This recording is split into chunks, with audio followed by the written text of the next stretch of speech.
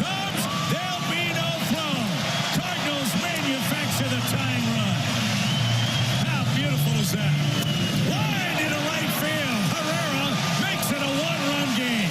He is something else. And Skubal is out of the ballgame. And the Cardinals have 10 outs left and trail by only one. Embrace that competition. They love those matchups. We looked forward to today, and they did a nice job against them. A lot of those line drives didn't go our way, a lot of outs, but the swing, the approach, the intent, everything was exactly what you would want. So they look forward to those matchups. They want to see how they size up against it, and up to this point, it's been pretty good. That's what it sounded like last night on FanDuel Sports Midwest. I want you all to know T-Bone is doing this show under protest. He's mad that we're starting with the offense and not the decisions. We'll get to the decisions.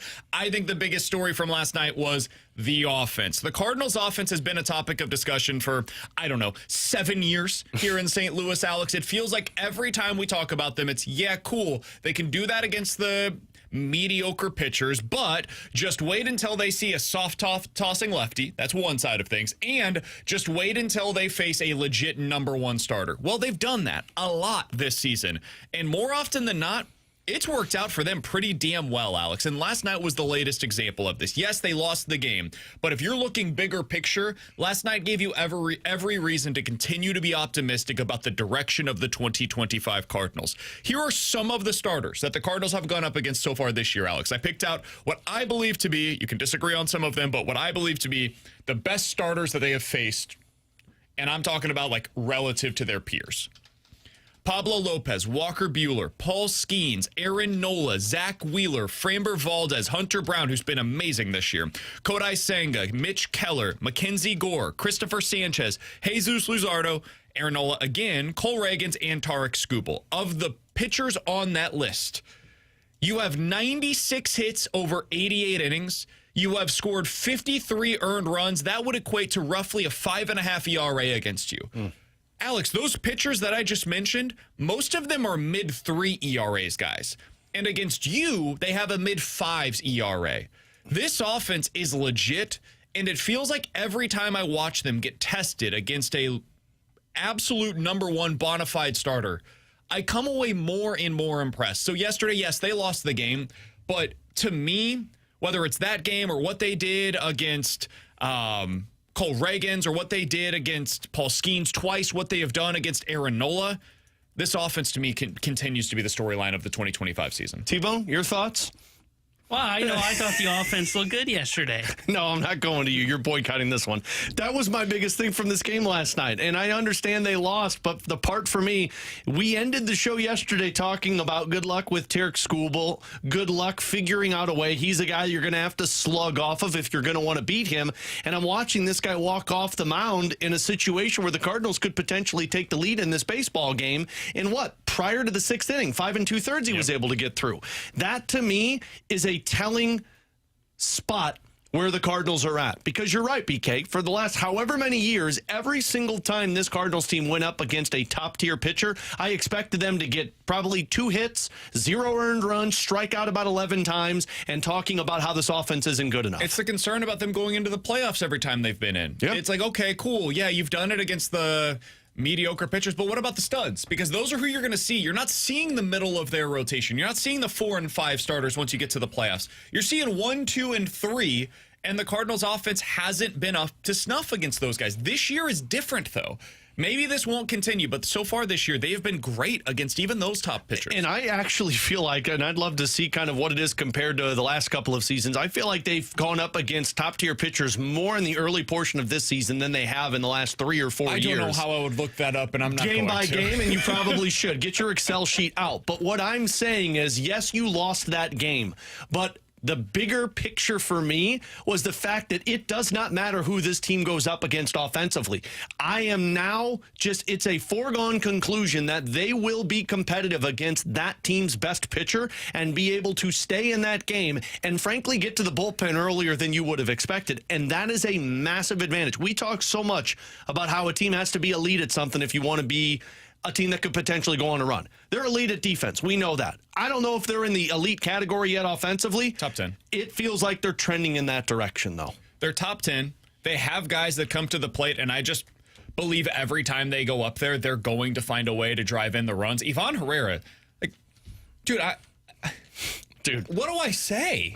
say what I said yesterday, and you guys didn't agree with it. At some point, this guy's going to win an MVP. I don't know if he's going to win one, but like this year he'll be in conversation about it. I mean, if this continues, and I don't see any reason that it won't, and we talked to Oli yesterday pregame about Ivan Herrera, and I just asked him, like, what makes this guy different? Like, why is this going to be different than it's been for so many young players for the Cardinals in the past? He's like, mindset-wise, he's just a different cat, man. And you talk to anybody around the Cardinals, they'll tell you, like, he's kind of a goofball. He doesn't take things very seriously. And I could see how maybe that ends up leading you one way when you're talking about him potentially translating as a catcher behind the plate, and a different way when you talk about what that means for him as he's a hitter. He seems to have everything under control. He never gets out of sorts. Like he's really comfortable at the plate. He's completely locked in. He knows what the situation is. He knows what he needs to do to come through. And like that RBI he had the other day, was it against Skubal? It was, right? Yeah. It was knocked him out of the 99 game. on the black. Yeah. There's nothing you can do with that pitch. And somehow he gets to it, squares it up. It's, I think, like almost 100 miles an hour off of the bat, scores a run. Just another impressive game for him, and another impressive game for the offense. And it's the reason why I'm buying into this club. I know they lost that game last night. I know they lost a 2-1 game against the Royals. They lost a 2-1 game against Philly. Dude, when this team wins, they're winning big. And when they lose, it is by the slimmest of margins. That game in Philadelphia that they lost 2-1, that felt like a playoff game. The game they won 3-2 felt like a playoff game. Last night, it was an awesome environment out at Busch Stadium. One of the biggest crowds that we've seen at Busch all year so far on a non-weekend game. It was a hell of a lot of fun to watch that game. I just really enjoyed it. This team is playing playoff-style baseball right now. Yeah, well, whether it was that Royals series, the Phillies series, or this one, it feels like they're just stringing together playoff-esque games. And I know it doesn't matter much in May because I said it yesterday. Once you hit July, that's when teams kind of ramp their game up, their energy up, because that's when playoff baseball actually feels like it. And what will this team look like? We'll have to wait to find out. But right now, every test you throw at them, they're passing with flying colors, and now they're winning games in the playoff style, which that's a massive advantage for a team right now that's still kind of learning the ropes as a younger team. And yesterday, everything was on display. They played ABC baseball to manufacture a run. They had the long ball from Nolan Arenado. Like, they played pretty solid defense throughout, other than a tough spot for Alec Burleson where he doesn't cut it off. But they just played a really quality game. This was a great text from the 618, by the way. 314-399-9646 is the Air Comfort Service text line to get involved in the show. Even when they were down 4-0, I was still watching because I felt like they were going to have a chance to come back. The last 2 years, I simply did not have that feeling. Same. We felt that in the press box. As you were watching that game, you could feel it coming. And they were putting together quality at-bats. They were pushing Tarek Skubal's pitch count up. And so you knew there's going to come a point in time in like 6th or 7th inning where you get to the bottom guys in that bullpen and you're going to have a shot. Don't know if they're going to come through, but you're going to have a chance to be able to put yourself ahead in this game. And to that point of like not feeling out of it, they said on the broadcast last night, because just kind of a peek behind the curtain while we're in the press box, I've got my laptop out. I've got the broadcast on just so I can hear what Chip and Bark are saying. And they said Skubal, 34-1 when he gets 4 runs of support. I wrote that down when they put that down after it was 4-0 because I was like, okay, I think they've got a chance. I don't know if they will win this game, but I feel like they've got a chance. The other thing for me, too, you mentioned the quality of at-bats. And I felt this way in the moment, and I just looked this up because I was curious. Because I felt like their top 3 of Nootbaar, Wynn, and Donovan was really making him grind to get through that. So I looked this up. I was curious. He saw the top 3 in the order 3 times. First time through, those 3 combined for 14 pitches seen. Second time through, they combined for 23 pitches seen. The third time, they were more aggressive, trying to get to him and knock him out of the game. 9 pitches. The top 3 of the Cardinals order saw 46 pitches, which is 48% of the pitches that Skubal threw in that game last night. It's impressive. That's insane. You talk about making an ace work. Yeah, that will play because most of these guys that you're going to see in the playoffs, Skubal, a bunch of those guys that you listed off, it's not about beating them. It's about getting them out of the game as soon as possible. And that's what the Cardinals did yesterday, making sure that he didn't get through that 6th inning. And what I like is those guys that you're talking about, Nootbaar, Wynn, Donovan, that's their game. They're not going outside of themselves to just try to like foul pitches off, see as many pitches. That's what Newbar is there to do. That is what Donovan is there to do. Now, Wynn, he can be a little bit more aggressive, but those two guys, Newt and Donovan, especially against a lefty, dude, it's time to grind. Like, let's see what we can do here. Get the pitch count up. If you can put a ball in play, great. Try to get a good knock here, but otherwise, like, your job is to get this dude out of the game. They understood the assignment, and they did exactly that last night. It was really impressive to watch, and it's the latest example of how this team is a bit different. And yet, they came out on the losing end. With Alex and T-Bone, I'm BK. It's But BK that's and not the Ferrario storyline. here on 101 ESPN. If you are somebody that hates that we're talking about like a moral victory type of thing, the next segment will be for you. We do have to talk about the decisions. It was not all positive for the Cardinals last night. There were some tough decisions for Oli Marmol. Many believe that he was on the wrong side of what I would consider to be the big 3 decisions in this game. Maybe you would say big 4 decisions in this game. We'll give you our perspective on that. I think you might be a little upset with me. I really only had an issue with one of them. We'll talk about that next year on 101 ESPN.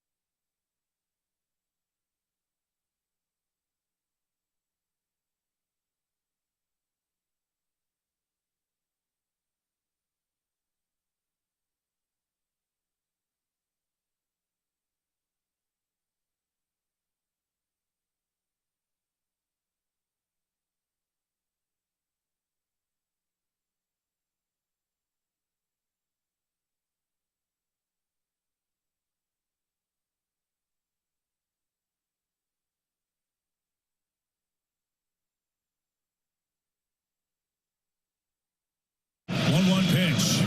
Ground ball to third. Tricky hop. But McKinstry with a peg to first, and the Tigers survive the Cardinals' sixth. Wide right center field. That ball is going to be caught. Baez with a terrific running catch. Baez just missed, splitting the gap in right center. 1-2 pitch. Breaking ball hangs up there. Burleson's not going to get that, and that's going to roll to the wall. McKinstry around third's going to get waived. Riley Green a 4 RBI night. He got a mistake and didn't miss it. The Tigers take the lead. Well, there's a lot of tough decisions today. This one's going to wear on me, to be quite honest with you. I'll get 2 hours of sleep tonight and be ready for tomorrow. That's what this one looks like, because, damn it, it was a lot of moving parts. Even taking Fetty out, letting Matz go through where he did. Not hitting in that situation, you definitely can. Paez just does a really nice job of keeping the damn score. You want him behind the plate because that's what gives you a really good chance to keep them from adding on. So you weigh that into the equation.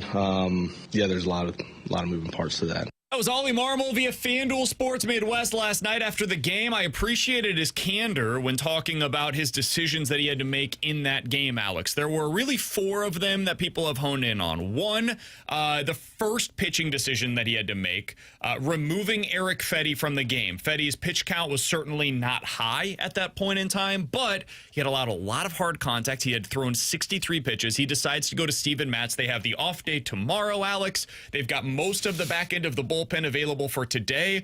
I actually thought that was a no-brainer. I thought it was a really smart move. You end up getting a couple of innings out of Steven Matz there. I didn't really think there was anything to argue with. The next big pitching decision was Kyle Leahy coming in for 1 out in the 8th inning just for Gleyber Torres. That's basically the decision that you're making there. Torres this year against lefties, for context, 365 average with an 1100 OPS. So that was the guy that could have potentially been facing Steven Matz in that spot. They decided to go to Leahy, shut it down. It's 4-4 in the top of the 8th inning at the time, and you have the middle of your order coming up in the bottom half of that inning. So you're trying to give yourself the best chance possible. Loved the move, thought it was correct in the time, still feel like it's correct right now. And then the 9th inning was the really big pitching decision that they had to make. Do you go back to Leahy there? Do you go to Ryan Helsley? What is your plan? I liked going to Leahy there.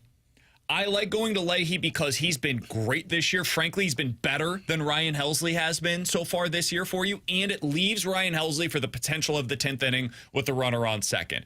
But in that spot, I'm trying to get out of the inning. I've got Leahy on the mound. He's been my best dude so far this year. I got no problem with it. You don't want to burn him for just the 1 out yesterday anyways. So pitching-wise, let's start there, Alex.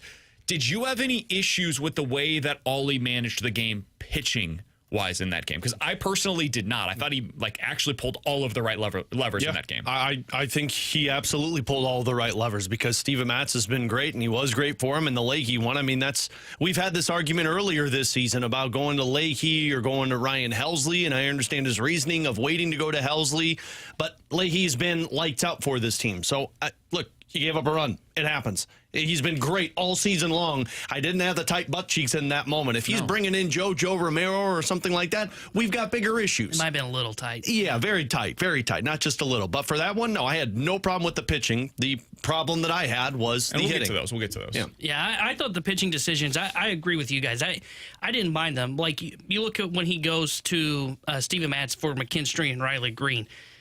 Fetty would be the 3rd time through. We know about the 3rd time through penalty. It's not a myth. Those 2 guys were already 3 for 4 with a single, a double, and a 2-run homer. And though Fetty had settled down, Fetty doesn't miss a lot of bats, so I wouldn't feel comfortable in him avoiding those guys' bats. So I actually love the decision to go to Steven Matz. And to your point, you've got an off day tomorrow, so you can feel comfortable in burning him for multiple innings. And it's not like that was a decision to blow up on him. Matz was excellent last night and was able to get them through. And that's his role. Exactly. His role is that exact situation. Your starter's been good, but not great. You're trying to keep the game close. He's, like Derek Gould has termed this, the chase reliever. That's what he is. He's chasing the game, right? He's trying to keep you close to give your offense the chance to get you back into it. And, dude, it worked. They ended up tying the game, and by the time that Steven Matz left, it was a tie ball game in the top of the 8th inning. You couldn't ask for anything more than that. Yeah, and then the Leahy decision for me, I thought it was smart too, because like I look at it for Gleyber Torres, right? He had mentioned, hey, he's got 1,300 OPS against lefties. So I was curious of, okay, is he just looking at this year as a sample size of, okay, maybe Gleyber's just been really good, instead of looking at like his career? No, I mean, in his career, he has an 866 OPS against lefties. So it's not even, it's a small sample size for this year. He's been great against lefties for his entire career. 2 years ago, 921. Last year, 811. This year, 1100. So over the last 3 seasons, the guy has been like a 900 OPS against left-handed pitchers. You don't want him to face your lefties. So I like going to Kyle Leahy there. And then I was curious, okay, like what do the numbers look like for Leahy after last night, right? Against lefties, because he gives up the single to McKinstry and the double that brings in the run to Riley Green. Guys, Kyle Leahy still has a better batting average against than Ryan Helsley against lefties, 158 to 185. On-base percentage is better than Helsley's, 273 to 290 against. The only thing that he's a little bit worse is slug, but it's 263. Like, that's not a good slugging percentage. And it's 2 extra base hits in 38 at-bats. Exactly. 2 of them. So I like the decision to go with Kyle Leahy there, and I know some people would say, well, you've got to really ensure you go to the 10th inning and you go to your closer. I think that is some old school thinking there.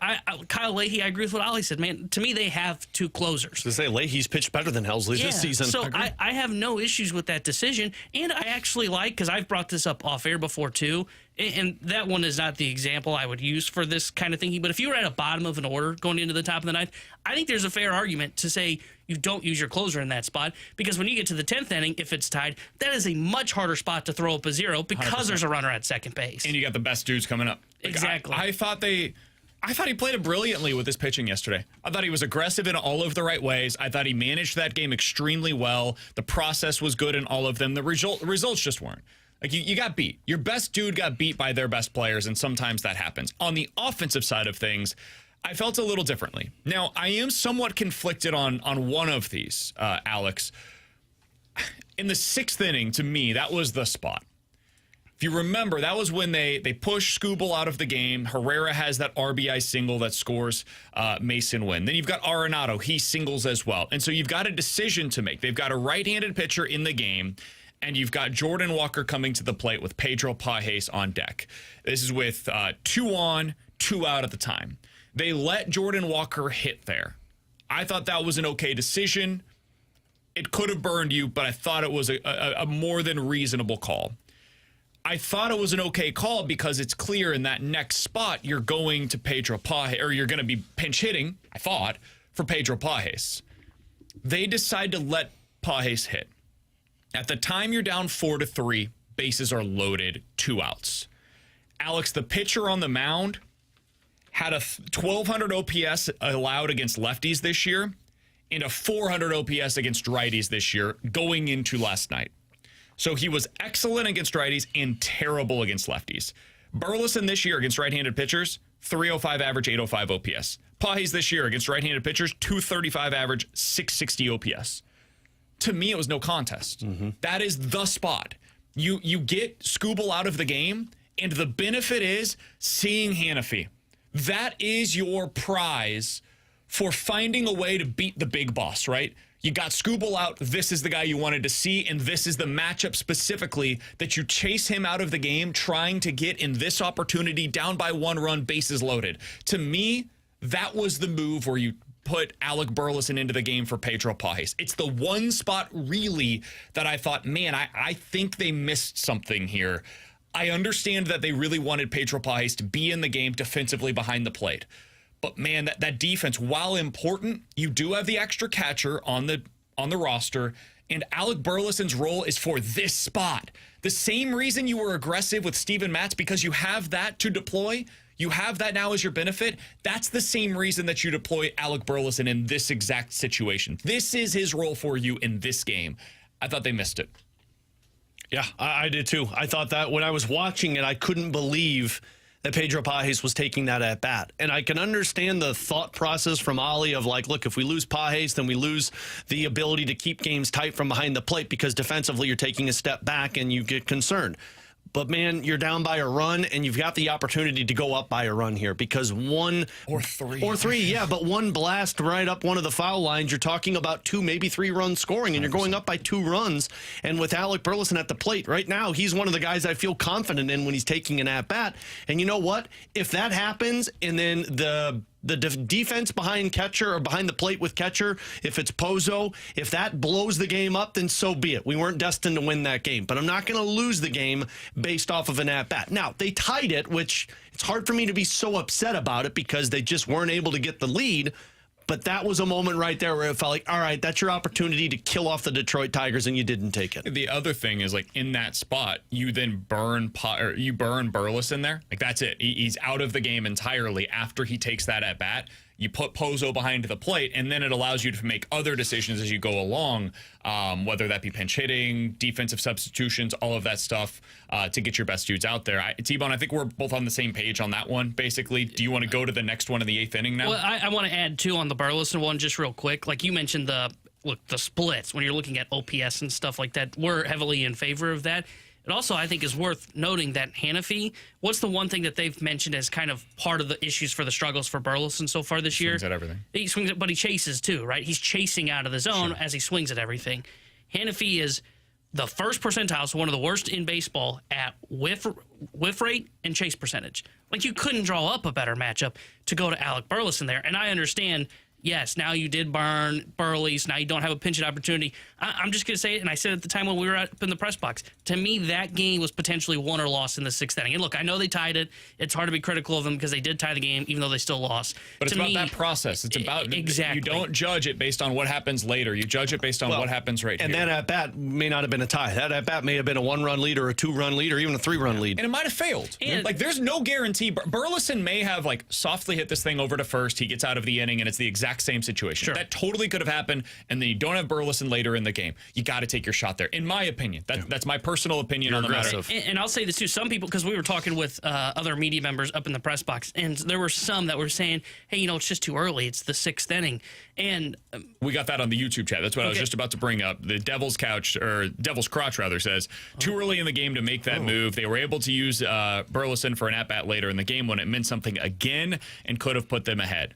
Totally disagree with this. I don't think it's too early. If you're going to construct your roster the way that they have with 3 catchers on it, you've got Burleson coming off of the bench. You've got Gorman as well for an at-bat later in the game if you need a lefty again. That's not too early. That's actually the exact spot, in my opinion, where you have to make that decision. It was like a couple of years ago when Oli put Albert Pujols in against the Rockies in, the 3rd inning pinch hit? It's like, hey, we're going to crush this game and end it in the 3rd. We have a Pujols. Yeah. But my 2 counterpoints to that is, one, to me, I thought at the moment, hey, this is probably the highest leverage situation you're going to have to deploy this weapon.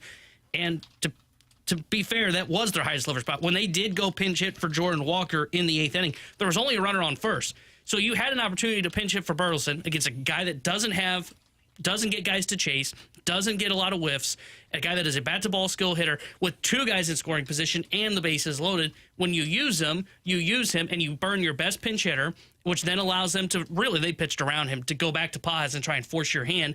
But my second opinion, too, is one other argument I was hearing a lot was, well, you're still got plenty of time to get these opportunities. Yes, technically that is true, but think about how they deployed their bullpen last night. The worst pitcher you saw last night was Hannafy. And that is not a shot against Hannafy, but if you told me, hey, who's the guy you want to face? You can face Skubal, Hannafy, Holton, Vester, Canal or whatever his name is, their closer.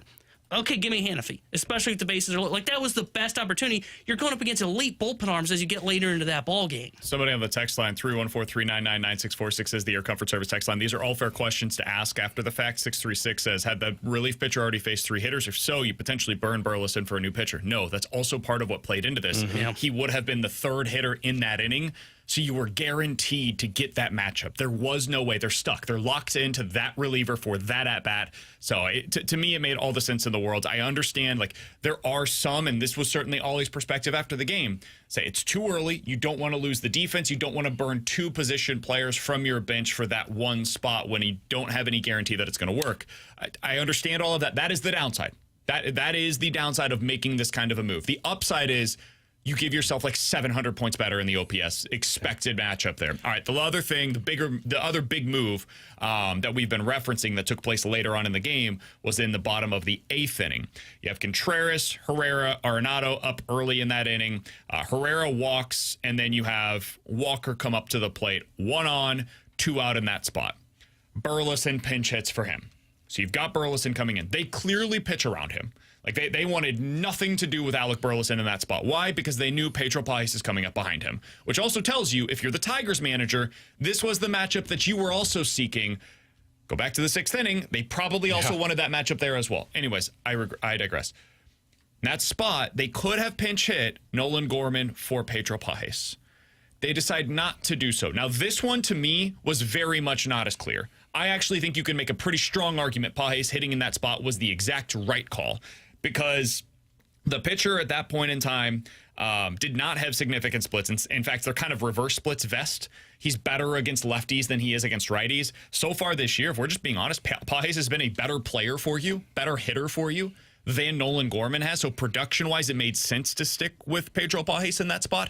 I actually thought they played that one correct, but I would have never been in that spot because I wouldn't have had Pais available for me because I would have had Burleson earlier. And the difference in that inning versus the 6 was Detroit could have gone to another arm in the bullpen if you would have brought up Nolan Gorman there, had a fresh arm out of the bullpen. Absolutely. And you were in a tough spot already with that one. I agree with, I wasn't as upset about that because to me, and again, I know they tied it and you were thinking for extras, but to me that 6th inning was the difference maker of the game because even if you bring up Nolan Gorman there, I actually felt more confident with Pais at the plate than Nolan Gorman at the plate. Totally agree, and I love what you said about them not being locked into their pitcher there. Like, I think they would have just stuck with Probably. because he's one of their best dudes. I could be wrong. I don't think they had anybody throwing in the bullpen. No, but even if they did, whichever direction they would have gone there, I think Pais just gave them their best chance. And he lined the crap out of that ball. He gave them every chance. They had a borderline Gold Glove center fielder playing out there. Baez has been amazing defensively so far this season. So credit to Baez. He nearly came through in that spot, just couldn't come through with it. It was a great game. It was a great baseball game yesterday at Busch Stadium. And I would add, like, that 6th inning, I said it, to me, it felt like it was that's when the game's won or lost. It had the trickle-down effect because either way, you weren't getting a good matchup in that spot. And the reason I say that, they chose to deploy Burleson for Jordan Walker there with, as you said, 2 outs and a runner at first. Okay, so when you do that, they're just going to say, okay, well, let's force your hand. Let's see. We like our matchup against Paz, and we like our matchup against Gorman because neither guy really profiles well against Vest. So we'll pitch around and boom, they get to Paz, they get the result they want. The other decision you could make if you're Oli, too, is, okay, well, maybe I'll wait on Burleson and I'll save him for the Paz spot. Well, it wasn't a good matchup for Walker either because Vest has got a great slider. Like, and then they just pitched to Walker instead. Exactly. Instead of pitching around that spot. You got pinpoint into a bad spot. No matter what decision you went, I'm with you guys. I don't really have an issue with that one. I probably trust Paz more than Gorman. I think it just comes down to, I thought that situation showed you the trickle-down effect of not going to Burleson in that 6th inning and taking your best shot. We can talk about this a little bit more later on today, but I also feel like that moment, not going to Nolan Gorman there, not trusting Pozo to finish out that game. Like, that game, I thought there were a lot of actions that spoke louder than words, and I do wonder if we're going to see some actions in terms of movement on the roster that reflects what you saw last night. If you don't trust Nolan Gorman in any of those situations yesterday to come in and pinch hit, what is his role? I know he's starting today, but what is his role for this team?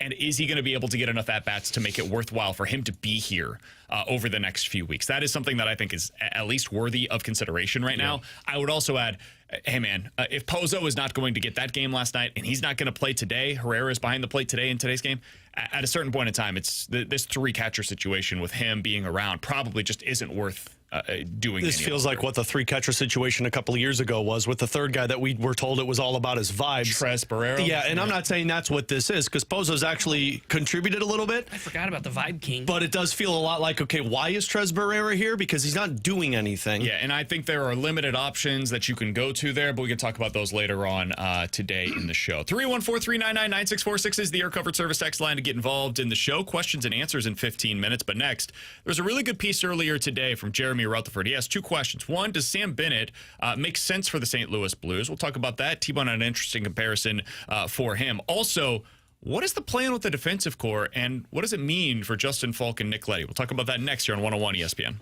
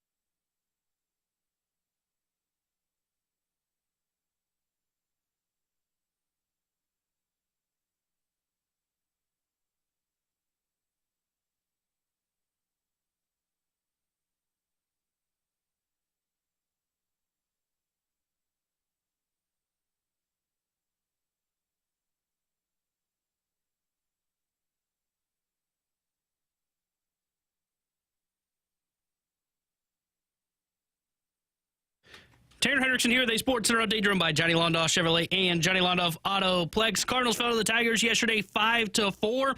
Today is the rubber match in their 3-game series as Andre Palante will get the start for St. Louis. It'll be a bullpen game today for the Tigers. 12:15 will be first pitch. We'll keep you updated on the Cardinals game throughout the day today here on 101 ESPN. The Sports Center is driven by Johnny Londoff Chevrolet and Johnny Londoff Autoplex. CMLondoff.com. Chevy, together we drive. Are you kidding me?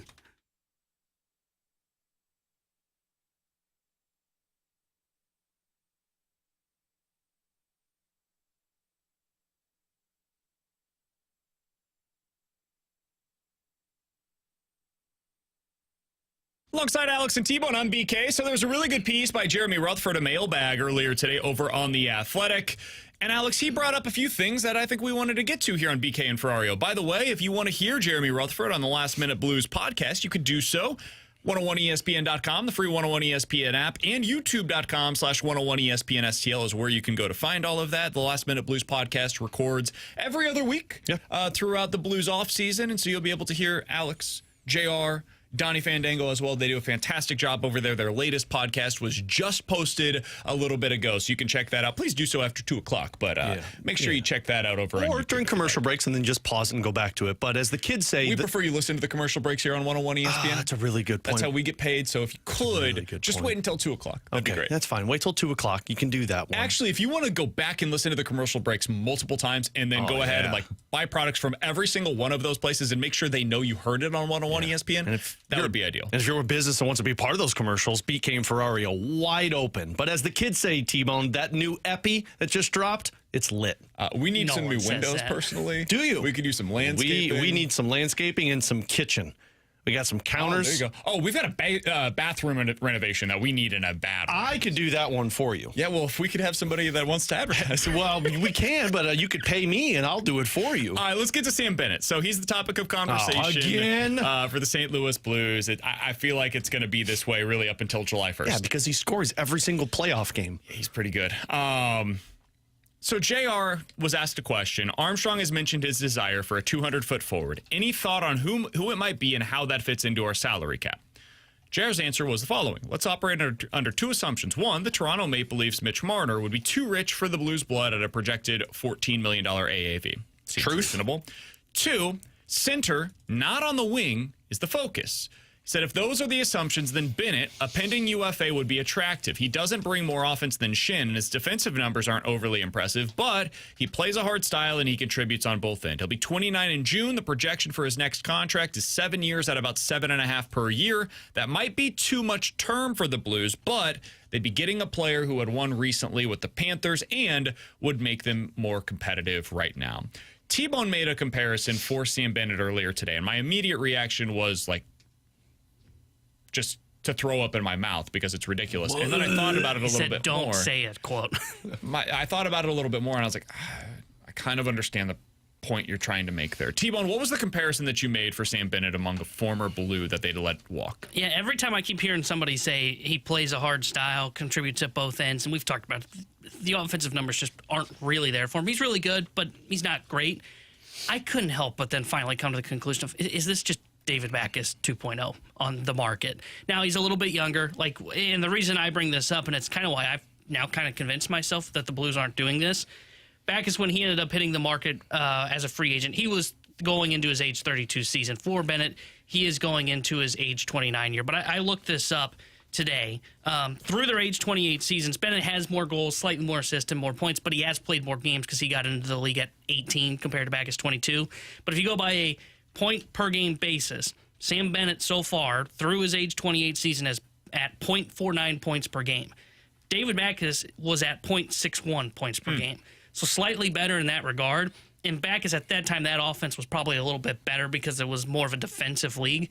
But we know why the Blues decided to let David Backes walk, their captain. It was, hey, they just weren't certain that that style of play was really going to translate on a long-term deal. And when I think of that, I can't help but look at Bennett and go, okay, well, if you thought that at Backes at age 32, that means if you did a 7-year deal with Bennett, that means 3 of the 7 years you're thinking maybe you still got some of that prime left. And though I think they are getting back into their winning window, to me that doesn't feel like a move that you make.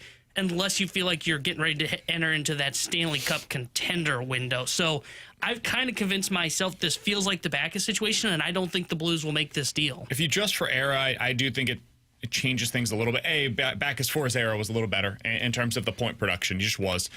And B, the eras make it difficult to discuss, like, how will Bennett's game translate 6 years from now? Because Backus just played in so much more of a physical time in the NHL, and that's changed. But you also have to adjust. If I'm going to argue against myself once again, Sam Bennett has played a boatload of hockey games, like especially playoff games, which have even more wear and tear on your body over the last few seasons. So, Alex, how do you see this? How do you see that comparison between Backus and Bennett? I think it's a fair comparison. I think part of the reason the Blues moved on from David Backus was they didn't believe the contract was going to last, but also they believed it's like, look, Backus isn't the number one center that we need on this team. We've got to find that guy, and Backus might be more prone to be a winger in the later part of their careers, and they didn't really need that at the time. But, I mean, look, in terms of the style that they play, that is the concern. Anytime you go get a guy that basically his entire career has spent standing in front of the net, taking shots, going for deflections, there's wear and tear that's a concern. And it's why when I see the number that JR put out there, it's 7 years at $7.5 million, I know he's a really sexy player right now for a lot of fans. I know, sexy player right now. To me, the math doesn't math. You're paying 7 years to get 3 really good years of Sam Bennett. When the back four, you're going to be saying we need to get an upgrade over Sam Bennett. And Sam Bennett was a minus 15 this year. Yeah, well, and I was just looking at. Do you know what his goal? Florida. Do you know what his even strength goal differential was in the playoffs so far? Is he a minus? It's the second worst on the team. It's -2. And this is a guy that's playing he's only playing about 15 minutes at even strength. Like, the profile of Sam Bennett does not profile as a number 2 center for the Blues. Kind of wild. They've been outscored at even strength each of the past 2 seasons with Sam Bennett on the ice, despite the fact that he has 6 even strength goals last year and 5 even strength goals this year in 13 games. That's kind of hard to do. And also think of who he's playing with. He's playing with Matthew Tkachuk on his line. Like, I'm not, again, we've made this very clear. I will not be upset if Sam Bennett is a member of the St. Louis Blues. But I do think people are going to get frustrated with Sam Bennett because when he is signed, it's going to be, they've got their number 2 center. There will be argument this season if he is signed that is Schenn the center at second line or is Bennett the center at the second line? I think it's Schenn. I think it's very clear. I do too. And you want to pay a third line center $7.5 million? Yeah, I think if you adjust for eras, like that's just what it's going to be. Fine, and like, that's when the cap 3 going years up. from now, you're going to be paying $7 million for a third line center. But what if 3 years from now, I can tell you that guy is Braden Schenn or player X, and the player that's really going to be playing in that spot is on an entry-level contract still, Dalibor Dvorsky. Yeah, it's why I like continue Brock to believe Nelson. Brock Nelson is the guy. He actually is a 200-foot player because he was a +3 at even strength with Colorado in the first round. He did not score any goals. He picked up 4 assists. But again, I'm going 3 years of potentially $6 million, I think is what it's been, versus 7 years at 7.5. And I just don't know you want to lock yourself into that with Sam Bennett. The more that I think about this, the more we discuss this, Alex, the more I think, like, man, the target should be Brock Nelson. And I don't know if he's going to want to come here. Maybe he just decides, like, hey, I'm going to Minnesota. Like that's my spot. That's where I'm from. I just really want to play in Minnesota. It sure sounds like John Tavares is likely to stay in Toronto, at least according to reports that came out over the last 24 hours or so. So if Tavares is back there, Sam Bennett is getting this crazy 7-year, $7+ million per year deal. Nelson would be the guy that I would target. And if he decides he's going to Minnesota, the Blues just might be in a spot where the best case scenario for them is either a trade or to aim a little lower. Aim a little lower this offseason and get some more of those bargain bin options. And we can talk about those as we go along here. Coming up next, 314-399-9646 is the Air Comfort Service text line. Questions and answers here on BK and Ferrario.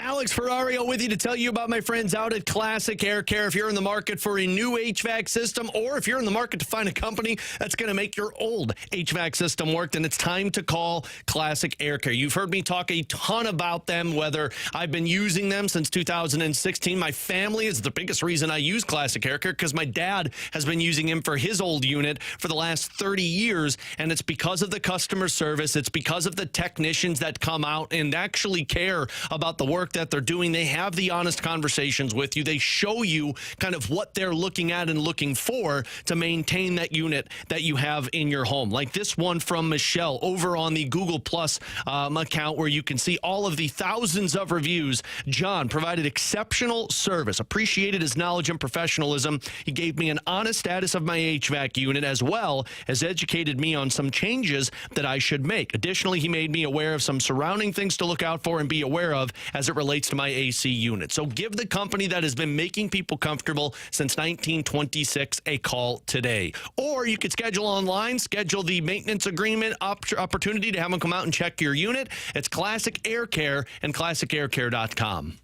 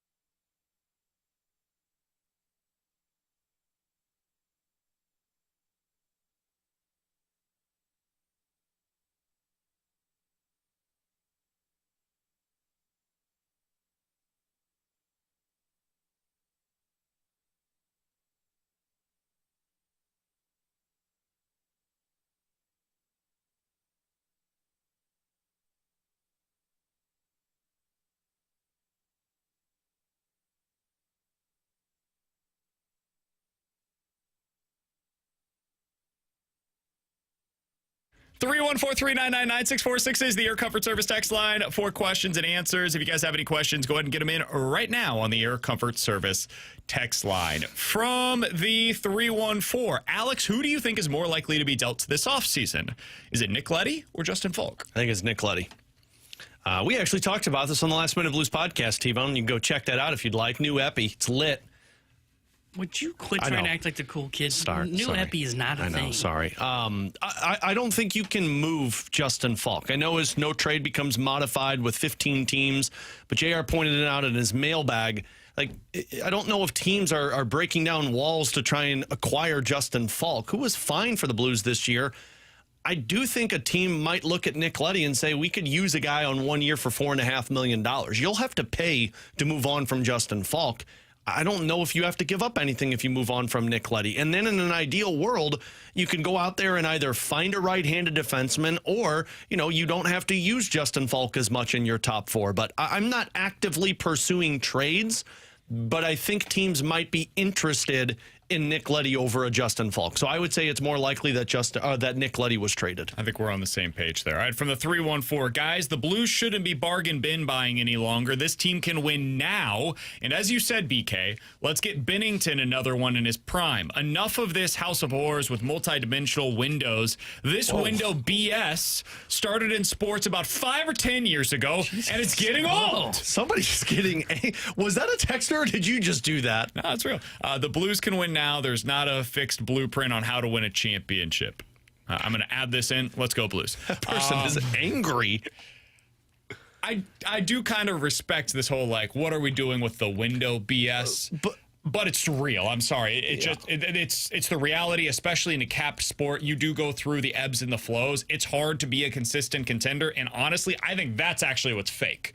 When teams try to sell you this, I'll call it BS. Hey, we're going to be a consistent contender for the next decade. You should always view that with a healthy sense of skepticism. It's really difficult to accomplish. It's happened before. It's very rare, though. I do think that the Blues, though, personally, to answer the question, I think they are potentially entering their winning window. I just don't think you have to go all in. And if it fails, you put yourself into a spot that you can't get out of. That's what Nashville did last year. Learn from their mistakes. Yeah, well, and to say that the Blues, more of this bargain bin shopping BS. Who are we talking about that's bargain bin shopping? I brought it up in the last segment. That might just be a response to me saying so they hate that you. More so than it is anything that the Blues are likely to do. But I mentioned if you can't get Brock Nelson because he goes to Minnesota, if you can't get Mitch Marner because you don't want Mitch Marner, if John Tavares re-signs with Toronto and Sam Bennett outprices your market for him, well, then, the next thing that you can do is go down to the second to third tier of those centers that are available. And listen, they're not sexy. They're not super exciting unless you go the trade route. Well, but if you're going to free agency, we're talking about, bargain bin options. Yeah, and there's Matt Duchene, there's Mikael Granlund, and I don't think any of those guys are really what you want right now. Exactly. I'd say you go the trade route, which they can. Like JR also pointed out, the depth that they have on the wings right now, and all of these guys aren't playing. It just comes down to would another team be wanting to take on that player. I just don't know what the market's going to hold. Once teams are officially, the dust is settled, who the two teams in the Stanley Cup final are, that's when teams start to really look at their roster and say, can we make changes? But I don't think they're in a bargain bin shopping mode right now. I think they're in a, look, if this guy makes sense for us, great. If not, we're not going to do anything. We'll just keep it as is. How'd you feel about Jack Roslovic? Roslovic. So close. You were close. He's no Adam Lowry, I'll say that. I like him. I don't know if he's a second-line center. He's a third-line center, in my opinion. Sure, but you're also paying him as a third-line center. They've got him projected at 3x4. Yeah, I would do that. And just keep Schenn as the number 2. And then when Dvorsky's ready, you shift him to a wing or you move him down. Proven 15 to 20 goal scorer. Yeah. Has played on a contender. And he's really Carolina. Good. And he's really good defensively. He's very good on the face-off dot. That would be somebody that I would be intrigued by. I'm not going to be celebrating Roslovic. They just made a big signing, but I think he's a piece that helps your team. Yeah. You know what? I do kind of like that. Ryan Donato's another one. I wouldn't be upset about it. When you first said that Roslovic name, I thought he was a defenseman. So, I kind of do like this third line center you're talking about. I think they should go get Zach Werenski. He's great. That's probably who you confused him with because they both played with Columbus for a little while. Oh. Yeah, You can see how kind of guys fly under the radar with the Columbus Blue Jackets. Another one that people bring up is Ryan Donato. I don't know if that's exactly what the Blues are looking for, but he kind of fits into the same criteria. Third line center for you, going to be fine. He can play the position and has more offensive upside than what you had there this year as you had Sonny playing. And look, if you're going to go down that path, just go sign Trent Frederick. Just go sign Trent Frederick. You're not going to be overpaying. You're probably going to be paying the same amount that you would have for Jack Roslovic, and it's a guy that has had success under Jim Montgomery. 3 to 4 years, $4 million a year. That's kind of what you're looking at. And right now, the third line players for you. 2 years from now, they're probably a fourth line centerman for you. But for $3 or $4 million, it's probably right in line with what you need. Just don't put in any no trade protections. 314-399-9646 is the Air Comfort Service text line from the 636. Guys, do you think that the number one priority for the Blues this offseason should be extending the offer sheet, kids?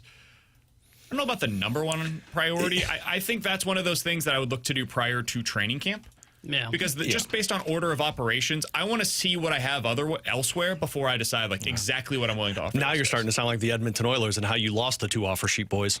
But you don't have any concern of that. Yeah. Because they're also they're still your have property. them under RFA next year, and you'll match whatever they get elsewhere if they decided to go do that. Yeah. But likely you're going to be able to get this thing done. And understand that even if you waited until next year and said, we'll talk about it then, they don't get to sign, or teams can't offer sheet those guys until July 1st. So, of next year. Of next off season. So you'd have your property until July 1st when the offer sheet's going to happen. I don't know if it's the number one priority for me, because in my mind, if I'm Doug Armstrong, these are my property. They're here.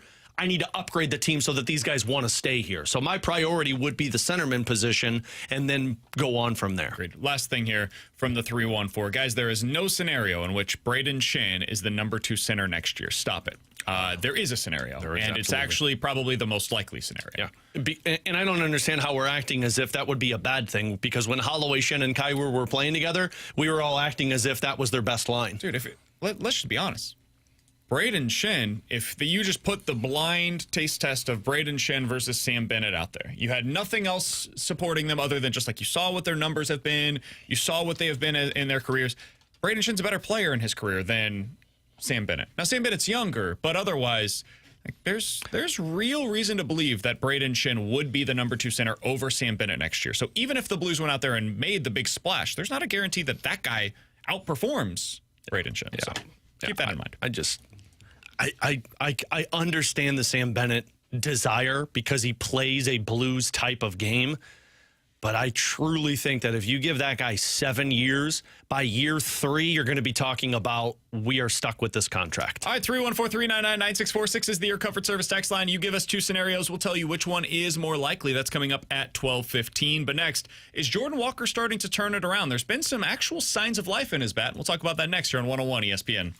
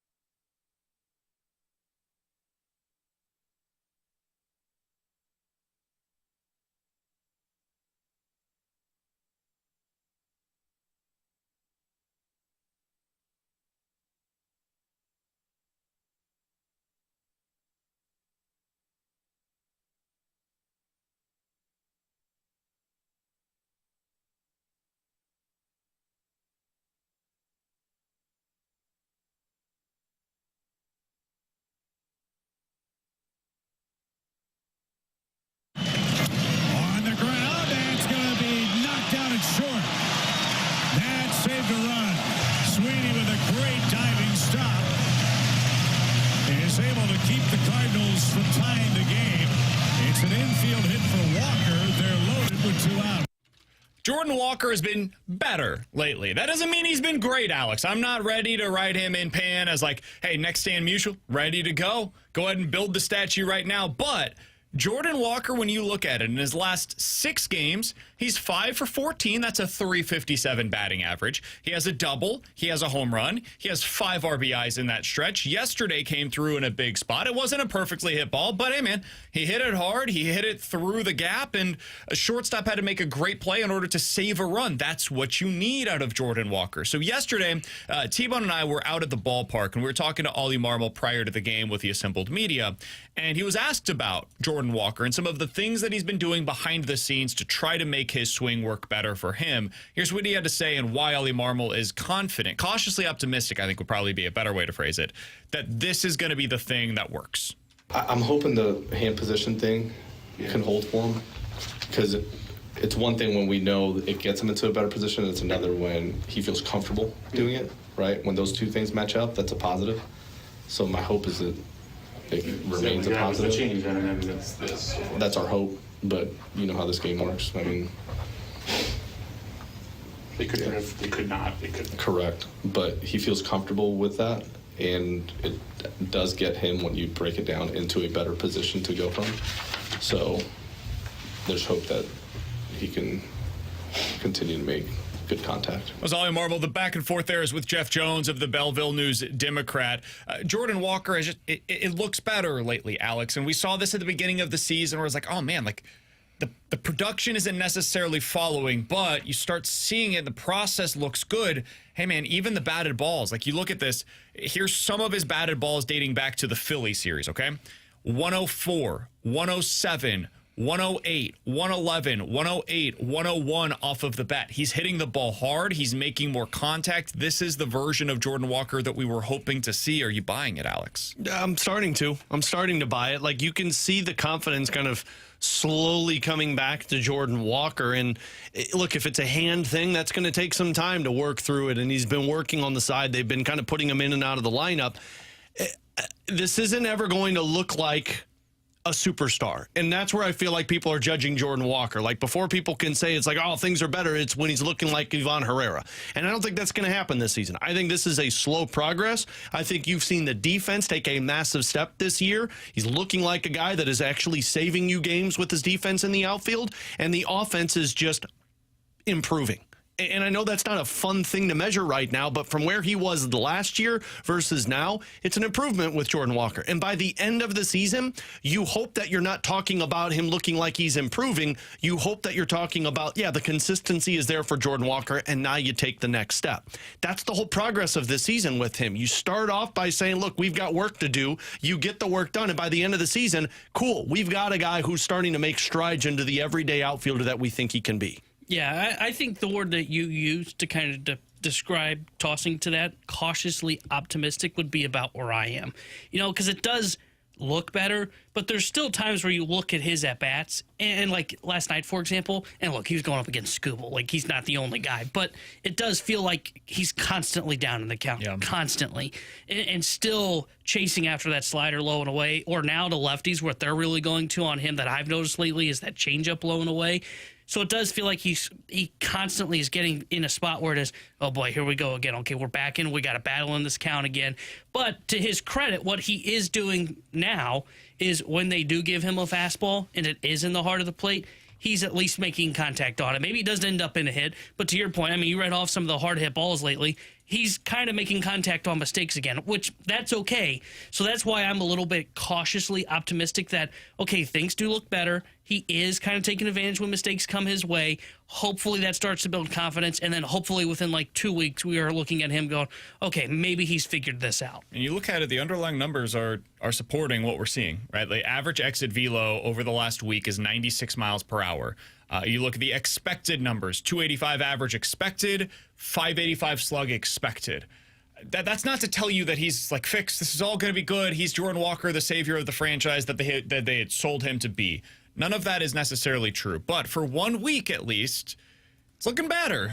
And hey, man, this year is about like these incremental wins for the Cardinals. They got a big win, it seems like, with what Brendan Donovan has become. They got a big win with Victor Scott turning into the player that he now is.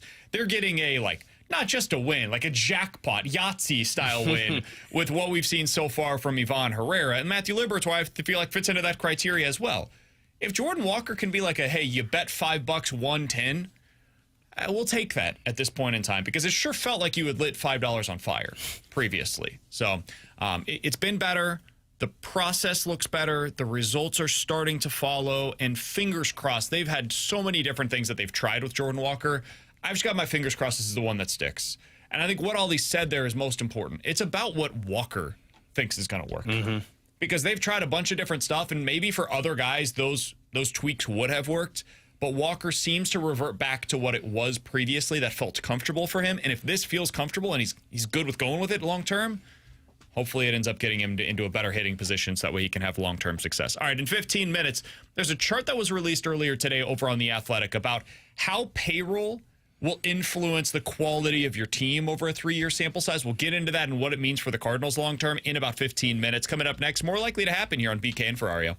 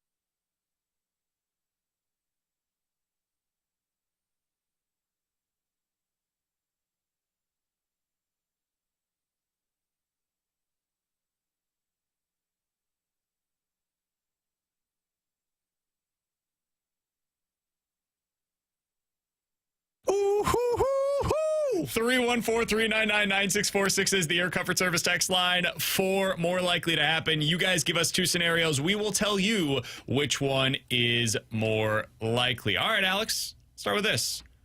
More likely to be an everyday player at this specific position for the Cardinals next year. Ivan Herrera as the Cardinals' everyday catcher, or Brendan Donovan as the Cardinals' everyday right fielder. Ooh. Oh, man, this one's tough because I don't see how he's in right field every day. They're not going to just be done with Jordan Walker. I'll say it's more likely that Herrera is your everyday catcher.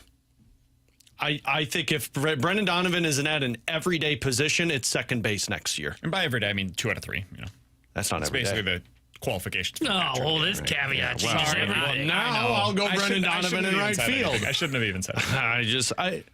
I think every day Brendan Donovan's at second base. I'll stick to that. Man, I would lean more likely to be Donovan every day in right field. You've got the Sajacy out, and I mean potentially Weatherholt's been really good in Double A lately. Maybe. Yeah, that's why I think it would be Donovan and right, because then you have some internal answers you can at least try at second base. Catcher. I think it's very telling that they don't think Herrera is a catcher if he's suddenly become the one out of every 3 days. And I think that's going to stick. Like, I don't think this is – they've been selling this as, well, he just got back from a bone bruise in his knee. Okay, I kind of believed that, but now watching him at the DH spot, man, you can play him more. Like, he's been in the lineup for 3 games. Why? Because he DH'd in 2 of them. I think Bernie made a great point on it. Yeah. We talked about this last week. Bernie said, hey, listen, why would I want him behind the plate? The bat is what you have as the value here. And, hey, man, if I can keep that guy healthy by just hitting instead of taking all of the battering and bruising that takes place behind the plate, so go ahead and have Pages for that. He can take all of that wear and tear behind the plate. But the DH spot is great for Ivan Herrera in that regard. I do understand it. I also think they just clearly value Herrera's glove. Or, excuse me, they clearly value Pages' glove. I apologize. Misspoke there. But, I mean, you saw it yesterday. If they're not going to pinch hit for him in the 6th inning because they think his glove is that valuable, his game calling is that valuable, I still would go with Herrera because I don't think that Donovan is going to be in right field. I think Walker will be your right fielder. I also think if they needed to move Donovan positions or if they needed to open up a spot for one of Sajacy or JJ Weatherholt, I think third base is potentially that spot. I think you go back to the Nolan Arenado but I think there's a real chance that we've seen the end of Ivan Herrera as a potential everyday catcher. Alex, what do you got for us? More likely to happen, fellas. The Blues make a trade at the draft, or the Blues make a trade in free agency.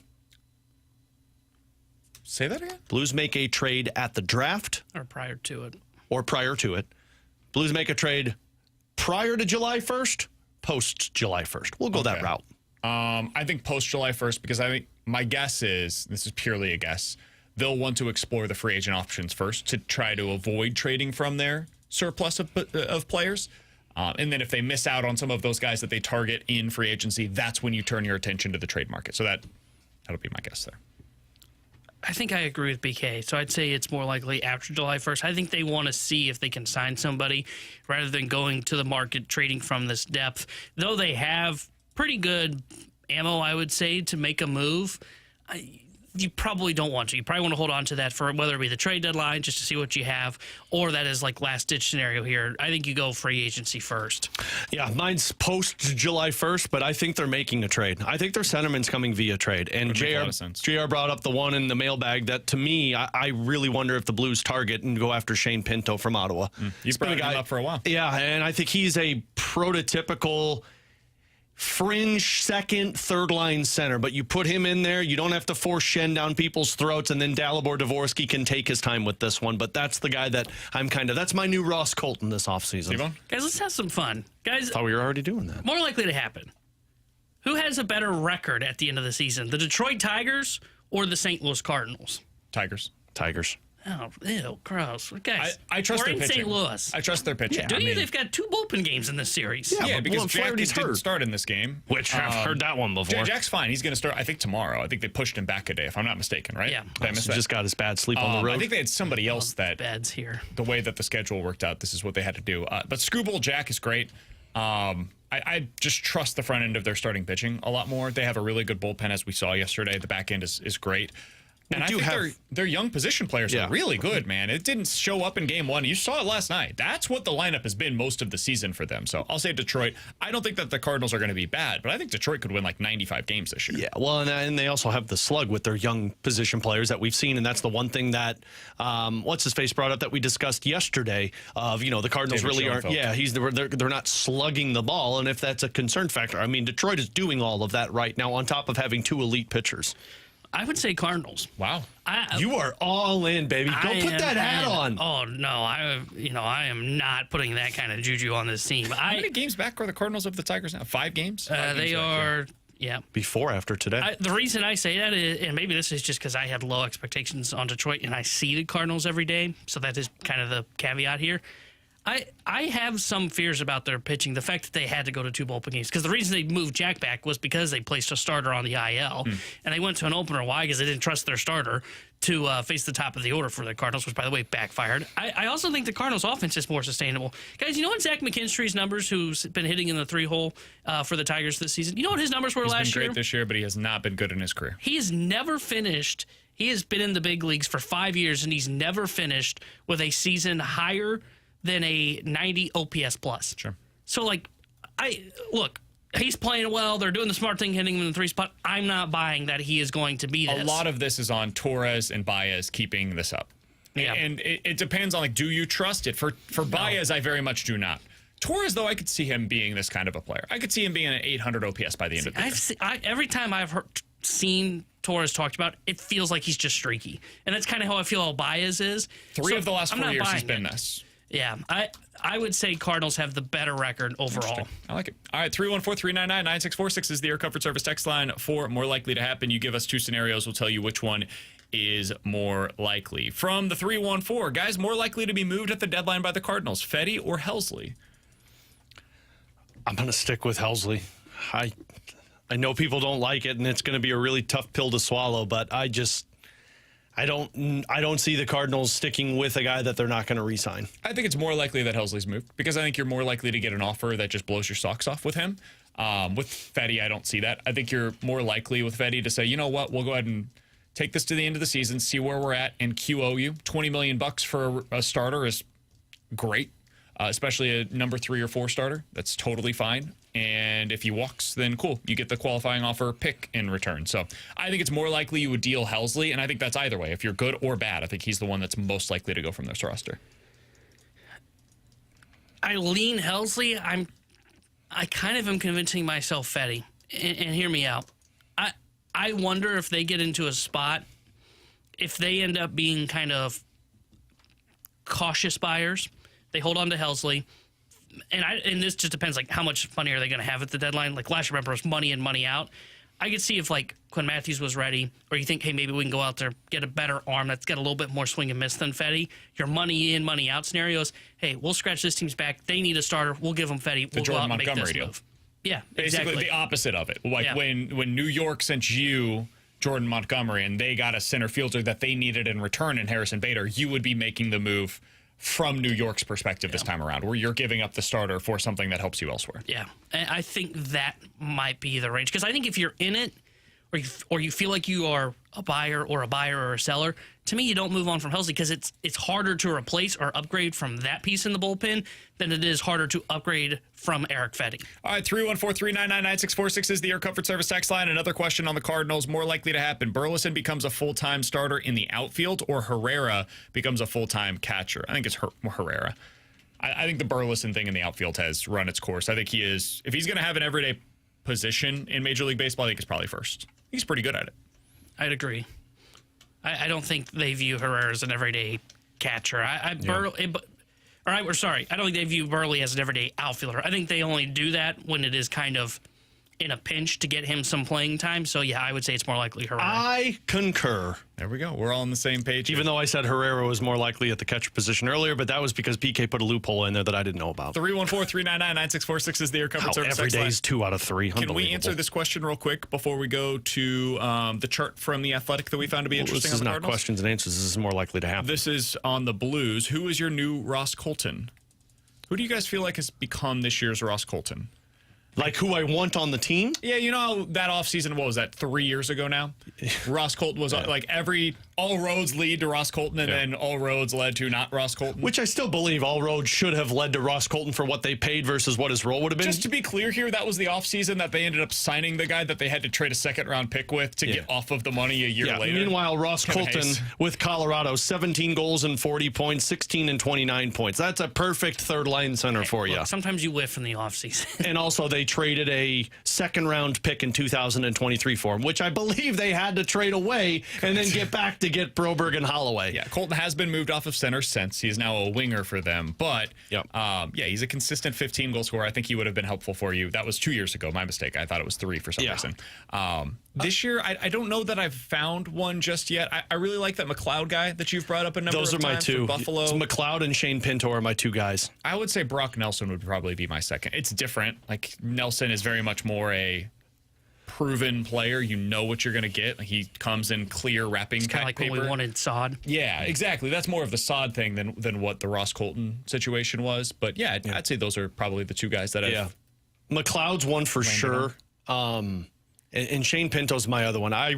Shane Pinto was a third-line center for Ottawa, and he's not going to be anything more than that. I think he's an RFA after next season, and he's 6'3". He's 204 pounds, and this past year he scored 21 goals. I think that's the prototypical centerman for the Blues.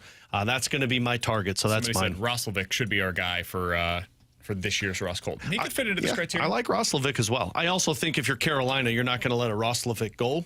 They let everybody walk. So they do, but they also keep certain guys that they think make sense. All right, coming up in 15 minutes, we're going to dive into the junk drawer. But next, there's a chart that was released today on The Athletic about baseball teams, how much they spend versus how much they win. Where do the Cardinals fit in? And how do you break through when you're spending what they do? We'll talk about that next year on 101 ESPN.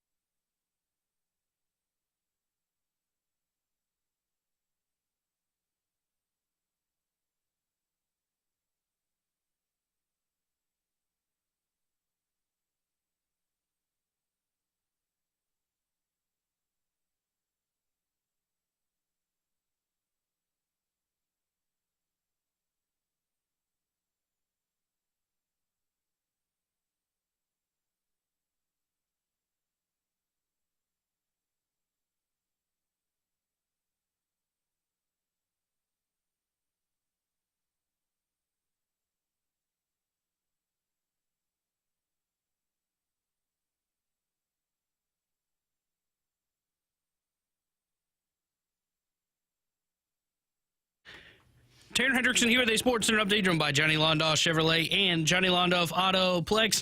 Cardinals currently in action as it's the rubber match against the Detroit Tigers as they head to the bottom of the second inning. Detroit leads 1-0 over St. Louis. It's a bullpen game today for Detroit, and Andre Palante gets the start for St. Louis. We'll keep you updated on the Cardinals game throughout the day today here on 101 ESPN. The Sports Update is driven by Johnny Londoff Chevrolet and Johnny Londoff Autoplex. See Milano.com. Chevy, together we drive. Are you kidding me?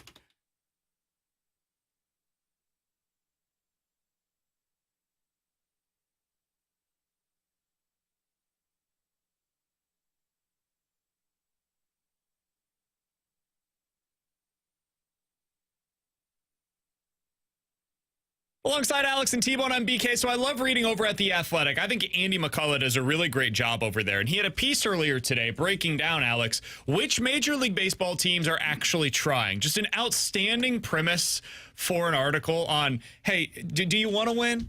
Do you care?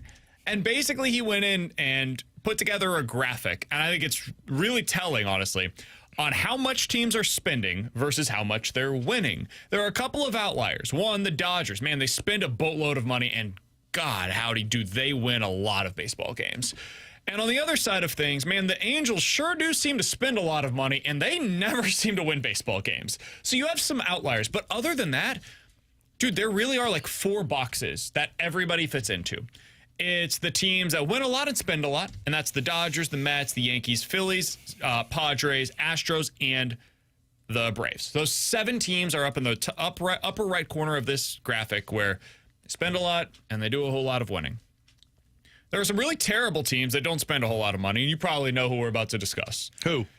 It's the A's, it's the Pirates, it's the Marlins, it's the Royals, damn it, Washington, the White Sox, and unfortunately, yes, Colorado is in that category as well. And then there's what he considers to be the overachievers. They don't spend a lot, but they really win a lot of baseball games year over year.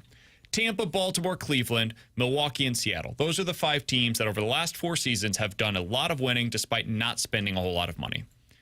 And then there's everybody else. And everybody else basically falls into the middle. And it's essentially the Central divisions.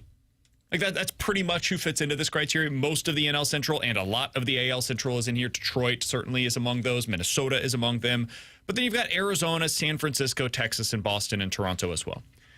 Alex, the reason why I found this graphic to be so interesting, and if you want to look at it so you can visualize what I'm talking about here, check it out over at The Athletic. It's Andy McCullough's latest piece.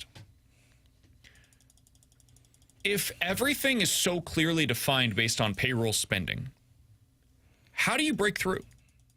How do you go from where the Cardinals are currently at to competing year over year with the Dodgers or the Braves or the Astros or the Padres or some of these other teams? Because like we've seen Tampa, Baltimore, Cleveland, Milwaukee, Seattle, they're having success in the regular season. Can you tell me what kind of postseason success those teams have had? Because I haven't seen much of it. So it seems uncertain to me how you truly can break through while spending the way that the Cardinals have. I mean, the proper answer is you can't. I mean, yes, I guess that's unfair. You can. You have to find Albert Pujols. That's how you do it. But even then, I mean, the Cardinals, when they were competing in the past, maybe they weren't spending. I think baseball's changed since then, personally. They have. It has, but maybe they weren't spending boatloads of money, but they were making big trades for assets. I guess I could make the argument that's kind of what the Padres have pulled off, with the exception of Manny Machado. They've pulled off really big trades that have turned out to be impactful, and they've drafted and developed well. So also spending, though. Yeah, well, but once they got those pieces, then they were spending to it. Yeah, in the last 4 years, they're up there spending-wise with Philly, Houston, and Atlanta. Like that is their company. Meanwhile, the Cardinals company is Arizona, Minnesota, San Francisco, and the Cubs.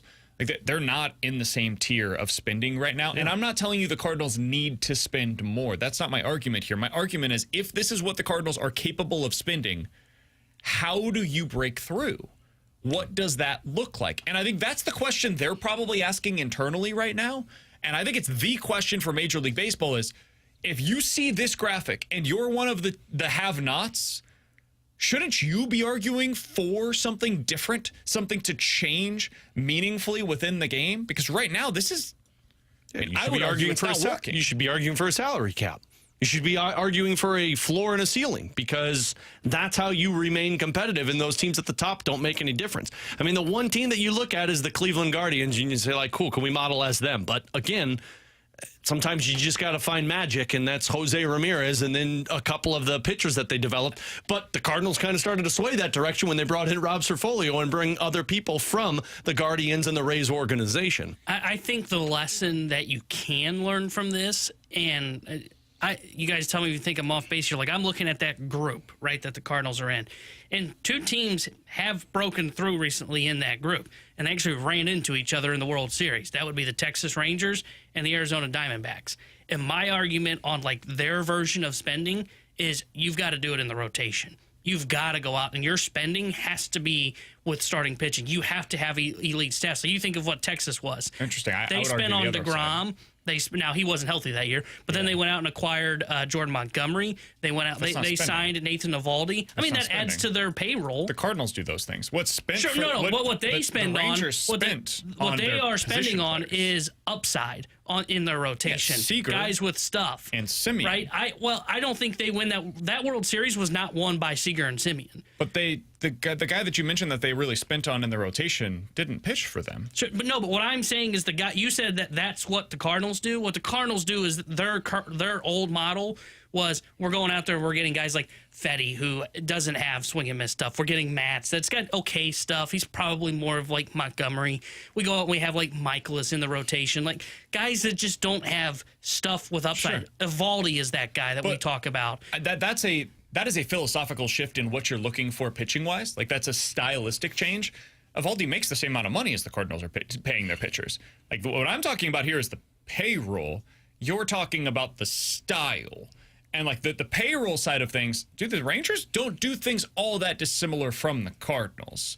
Like, they spend on position players the way that the Cardinals spent on Arenado and Goldie. Like, the Cardinals thought those were going to be the guys that would lead this era of Cardinals baseball, the same way that Texas thought Semien and Seager will be the catalyst for us to have this 5 to 7 year winning window. And then, yes, they did end up spending as well on a starter in Jacob deGrom. It's just failed spectacularly, and he's basically not fit into their mix whatsoever. I would also add this. Texas ain't good right now, man. Like, Texas had a, 2-year runway? Maybe a 1-year runway where it worked for them? Because they sold last year at the deadline. Arizona hasn't really found that same amount of oomph that they had in that one season where they went to the World Series. And really, even in that season, nobody believed in them. It just, they had a miraculous run in October, and that sometimes happens. Like, how do you sustain a high level of winning in this category? That is, to me, the trickiest thing, because I don't know that we've seen it. I don't know who the last team is from Baltimore, Tampa, Cleveland, Milwaukee, Seattle, Cincy, Detroit, Minnesota, Arizona, St. Louis, San Francisco, Chicago Cubs, Texas, and Boston. Who was the last team out of that group? Maybe Boston, you would argue, but they were also spinning differently at that point in time. That had a sustained 3 to 5 year window where they were a true championship contender. Maybe Cleveland? Would you say the Cubs? I mean, that was back in 2015. It was like a 2-year stretch. But, like, I mean, that was their window, though. They had their whole core there. Then they started to get expensive. More than 2 years, wasn't it? Yeah, I would say it was about a 3 to 5 year stretch. When they signed John Lester, I mean, it was a... Because that was year one. Yeah. And I don't even think they were good under year one under Lester. 15, they were really good. 15 was the year they went to the NLCS. 17. Yeah, it was a 3-year stretch. They won 97, 103, and 92 games, and then they lost in the wild card game and were done. 2018, it was over. Yeah. They didn't win the division that year either. So, it was really a 3-year stretch where the Cubs had a legitimate winning window. Yeah, I mean, the Guardians... And they arrived quicker than expected as well, so it was really 2. The Guardians would be the one that I would point to. I mean, they're the ones that did it. We're always competing at 90-plus wins, with the exception of one season where they had 80 wins, or 2 seasons, 80 and 76, but it's been 92, 92, 93, 91, 102, 94. The reason I bring this up, like, the Guardians maybe are the Cardinals basically have to become the model. What the Cardinals are trying to do, and whatever this next 10-year window looks like for them, they are trying to show us the way. They're not like following somebody else's blueprint, because I'm not sure one truly exists. I think they are about to, their hope is, we are about to show these other teams, hey, look at what St. Louis is doing. Look at how they were able to accomplish this. This is the model for everybody else. Otherwise, I don't know who's going to do it from this group. maybe Detroit. But I think Detroit, if they do it, is probably going to be more on the spending side of things. They have been that at times in their past, and I wouldn't be surprised if this offseason they go out and they're like, hey, we're going to go sign somebody crazy. Like, we'll go get Kyle Tucker. We'll go sign one of the top pitchers that's available. We'll go get Ryan Helsley and bring him into the mix as well. That, to me, feels more the way that the Detroit Tigers would go about it than what St. Louis currently The truth of the matter is you need a cap.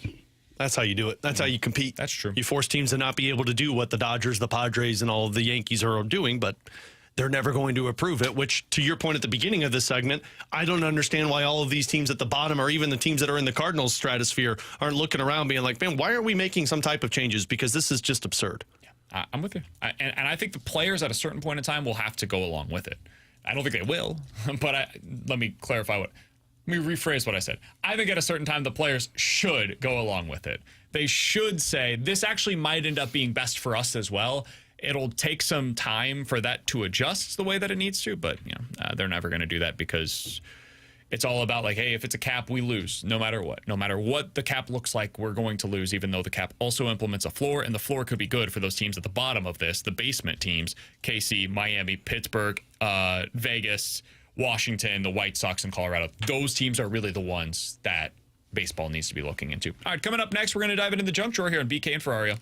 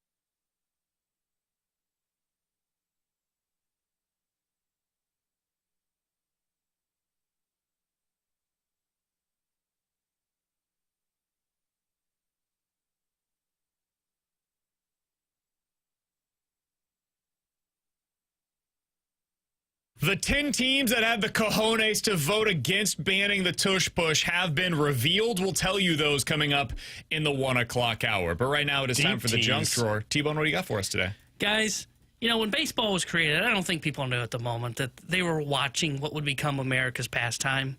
I think... Like in the 1800s? Yeah. I think now everybody should tune in because the next American pastime has finally arrived.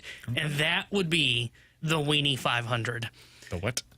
The Indianapolis 500 is coming up. Of course, the famous Indy car race, you know, where they kiss the bricks and drink the milk at the end of the race. Which is so weird. Prior to that this year, guys, all 6 Wienermobiles will be going on a race that will air on Fox Sports. That's right. Like the Oscar Mayer Wiener? Yeah. Mobiles? We have got the Weenie 500, what America has needed prior to the Indianapolis 500.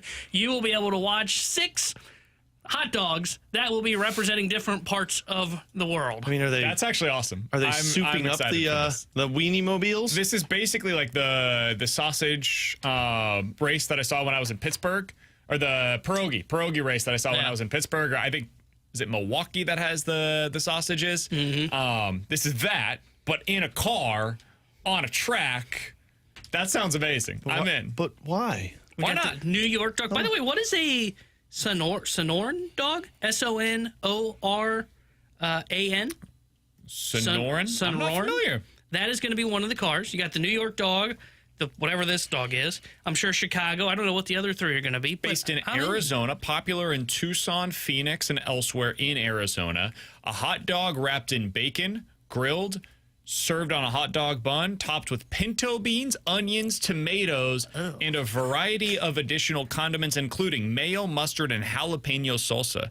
This looks amazing. One weenie I'm not Get rid of the pinto beans and I'm in. I think I would eat that. Here are your 6 dogs that will be racing in this. You got the New York dog, the slaw dog from the southeast, the chili dog from the south, the chai dog from the Midwest, the Seattle dog, and then that one as the 6th and final. I'm not familiar with the slaw dog. Carolina I'm assuming slaw coleslaw dog. is on it. Yeah, it's a Carolina style. Oh, that's good. Vinegar, heavy in vinegar, I would imagine. Yeah, That may not be bad. That's typically not my go-to. Look, man, unless they're souping up these Weenie Mobiles with Nas and so we can see some nitro or something, I'm out. It's with chili. I'm out on chili dogs. Oh, you're crazy. Oh, I love a good chili dog. in the winter. No, does nothing for me. I love a good chili dog in the springtime. Spring, Got to put the diced onions with some cheddar cheese. You don't do a chili dog in the summer. I don't mind chili. I don't want a chili hot dog. Why?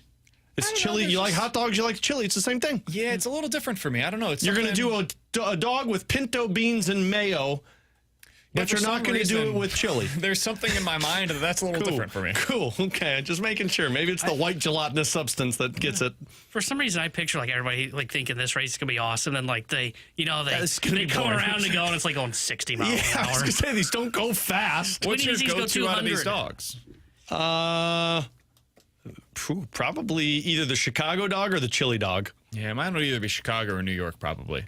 I'm telling So you, what's though. special about the New York dog? But what is the chai dog? That's what with is the on that? pickle and the pepper and the tomato and the sesame seed bun. That's actually really good. Oh, yeah, I love a I'm good out chai on dog. that. Yeah. What's special about the New York? It's just a typical. Coming out of a vending machine that's been on the side of the road probably for 48 hours. Yeah. Some guy yells at you while you get it. Wipes his nose with his hand and then pulls the bun out of the cart. That sounds amazing. Beautiful New York. But yet he won't try a chili dog. Yeah, sauerkraut. Throw that on there. Oh, God, I am relish. so I'm out out on the on sauerkraut. Really? You guys are that's not awful. sauerkraut guys. I don't like sour stuff. I'm out. Okay. Did you say that as a joke or did you really mean that? We'll never know. I'm out on I any. gotta ask, do you think sauerkraut is S-O-U-R? Like, you never think know. it is sour in that way? It is better for me if we never know. Is it better? I would pick the chili dog out of this group. Did you think sauerkraut was spelled S-O-U-R? How do you think sauerkraut is spelled? I need you to try. S-O-U-R. Okay, so you're already out. C-R-O-T. No. Or C-R-O-U-T. No. Because there's an ow in there. Sauerkraut. No. Book it. Okay. The reason I wasn't in the spelling bees. Golly, that honestly is the Am I right, word. though? Isn't it sour? Hey, yeah, it's fermented, so Okay. Somewhat. I wouldn't. I mean, it's not really sour though. It's not exactly like a. I'd call it Sour tangy. Patch Kid. Airhead. Yeah. I'd call it Not tangy. Airhead. Warhead. Warhead. That's what I'm thinking of. Yeah, I'd call it a Do they tangy. still make those? Those Yeah. should be illegal. in Oh every man, state. those are great. Those are great pranks to pull on people when you tell them, be like, "Hey, I found this new candy out of the There's wrapper." no way they make those anymore, right? Oh, I think absolutely, they do. Yeah. Oh God. Yeah, every once in a while, I like to throw one in my brother-in-law's candy. Just not tell him. I feel, man, if we're getting rid of dyes in our candy, the Warhead's got to be the next No, thing. relax. Yeah, Oh, calm boy, down. here he goes Participation again. trophy. I hope we can bet on the Weenie 500. Oh, you've got to, right? You want to bet I on mean, two it's gotta cars that have go those 60 odds. miles an hour? I'm Team Chili Dog. I would actually be upset if they don't allow you to. This bet. sounds like it would have been great during COVID. We should get like celebrities to drive it too. That's what I'm in on. Because like Interesting. they announced Jimmy Johnson and Tom Brady are going to be doing some kind of like they go on a fast lap around the track. Like, okay, Pace put cars? Jimmy in one weenie, Tom in the other, and let's go. Bill Murray in one weenie. He's in the Chicago I'm in on one. that. I feel like, Trying to think of who with the. all due respect to Bill, I feel like you've got to have an age limit because, like, What are you talking about? Whoa. Bill might be able to drive. Bill still. is more I don't know, man. spry than he's ever been. You don't believe that. I do believe that. I'm You don't trying to mean think what of you're saying. Spike Lee goes into the New York one. I'm in on that. Oh, that'd be cool. You get it represented based on, like, Vince Yeah. Vaughn is Chicago. Yeah, no, I just told you who Chicago was, but that's fine. Yeah, I don't agree with you. Let's see. What were the other ones? One was the Chili Dog's the South. Southwest. Okay, so who would be The South? Seattle Dog. I don't. Who's famous Yeah, who's from Seattle? Dude. Ichiro. We'll throw Ichiro. Oh, in that'd be great. I don't really know anybody else, but You could do Ken Griffey Jr. He's okay, not there you from go. there, but Yeah, he's a okay, representative of Seattle. Let's good. find out. Famous actor from Seattle. There's probably a couple. Rainn Wilson. There you go. Dwight gets to go in that car. There you go. And then what was the other one from the South? Arizona is another one. Arizona. Emma Stone. Oh, there you go. Trying to think. I don't know who would be from Who else? Arizona. That's who's from Arizona. Oh, I thought you were talking about No, from Ted the South. Danson. Oh, Ted Danson. I'm going geriatric weenie mobiles right now. Again, Bill Murray, Ted Danson, and then let's go from the South. I feel like we could do better than this. Are you kidding me? Oh, Sandra Bullock is from the Oh, South. Brock Purdy. Brock Purdy just got $50 million. Go ahead and let him do it. He's from Arizona. What the hell? We're going to let them play in the Olympics? Why not drive Yeah, a weenie it's just like mobile? flag football. Coming up next, let's react to this Cardinals game because we've seen something in it with Andre Palante that we talked a little bit about yesterday with Oli Marmol as we were down at the park. The Cardinals are relying heavily on their defense right now. Is that something that can sustain, or should we be bracing for a little bit of whiplash when it comes to what the starting pitching has been able to accomplish? We'll talk about that next here on 101 ESPN.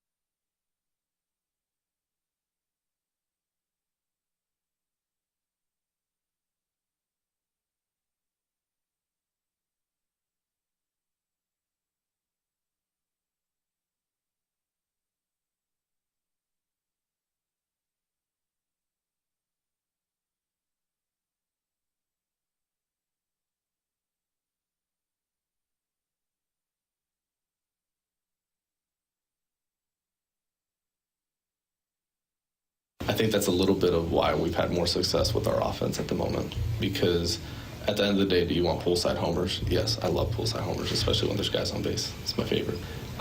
You want slug, you want to do damage, but at the same time, like, at the expense of what, or with what, you have to play to your personnel to have success, and I think we've done that part well. No different on the pitching side. Those guys are doing a hell of a job, and the defense behind them definitely helps. That was Oli Marmol yesterday prior to the game talking about why he believes this team has had so much success. And we were talking about pitching there. He reverted back to what they've done offensively, but we were talking about how this pitching staff plays in front of the defense that they have behind it. Alex, the Cardinals are a pitch-to-contact staff. They have 3 of their 5 guys that are like bottom 20 in Major League Baseball in strikeout rate. It's just the reality that they have to live with. Yesterday, you saw it. There were times early on in that game where Fetty didn't have any swing and miss stuff, and it's harder for you to get out of those situations sometimes. So Fetty showed it last night. You're seeing it right now with Andre Palante. He's living and dying with the batted ball luck. He just had a hit from Spencer Torkelson. That was hit about 100 miles an hour off of the bat. Had a 50-50 proposition of being a hit. I think Walker had every chance to make a play defensively on it. He just couldn't quite get there. Jumped when maybe he didn't totally need to. And what does it mean? It means a run scores, because they didn't have an unbelievable play defensively there by Walker, which honestly has been made most of the time this season. So when you think about that and what it means for the starting staff, T-Bone asked us earlier, hey, who do you think is more likely to have the better record at the end of the season, the Tigers or the Cardinals? And I said the Tigers because I trust their staff more because of that swing and miss. How does that play into your trust level of this Cardinals rotation, Alex? I mean, it plays into it because the swing and miss stuff is kind of what you resort back to if something starts to regress, whether the inability to have deeper into games or your defense doesn't come through in ideal moments, you go to that swing and miss stuff. And beyond Sonny Gray, who has it, and what Matthew Liberatore has shown us, the other 3 guys are, and I know people don't like this typecasting, but they're pitch-to-contact type of pitchers. And you're not going to get them going deep if they're not getting that swing and miss stuff. They don't have that fallback option if maybe some of their stuff isn't working. So, yeah, it's a concern for me when it comes to this pitching staff. I think, though, that defense doesn't necessarily regress to the point where it's like starting to cost you games compared to if it's not the best in baseball, it's not going to just all of a sudden become something that you're losing every other night because of. You end up somewhere in the middle. So it's not like I believe it's what's going to make or break this team being a playoff team. I think their offense puts them in that position. But it's concerning to the sense of you don't have that beyond your one guy who for sure has it, and then the next best option is he's showing it, but you don't know how sustainable it is. Yeah, I have some concerns of them regressing back a little bit, but I don't think it's going to be significant because at the same time as, yes, I do think the defense will regress a little bit, like the play we just saw with Jordan Walker. For the most part, I think they're going to be able to make most of those plays. Not all of them, but most of them. And I think that defense doesn't slump, so you're not going to see them making plays. The bigger concern would be like if they start making bad plays on simple plays, which is like a ground ball to Wynn, and then Wynn throws it over the first baseman's head. I don't think that that's going to happen. So, I'm not worried about that. I think there will be a little bit of regression that comes, but I think they can continue to get away with this staff because, yes, I am definitely pro swing and miss, having stuff.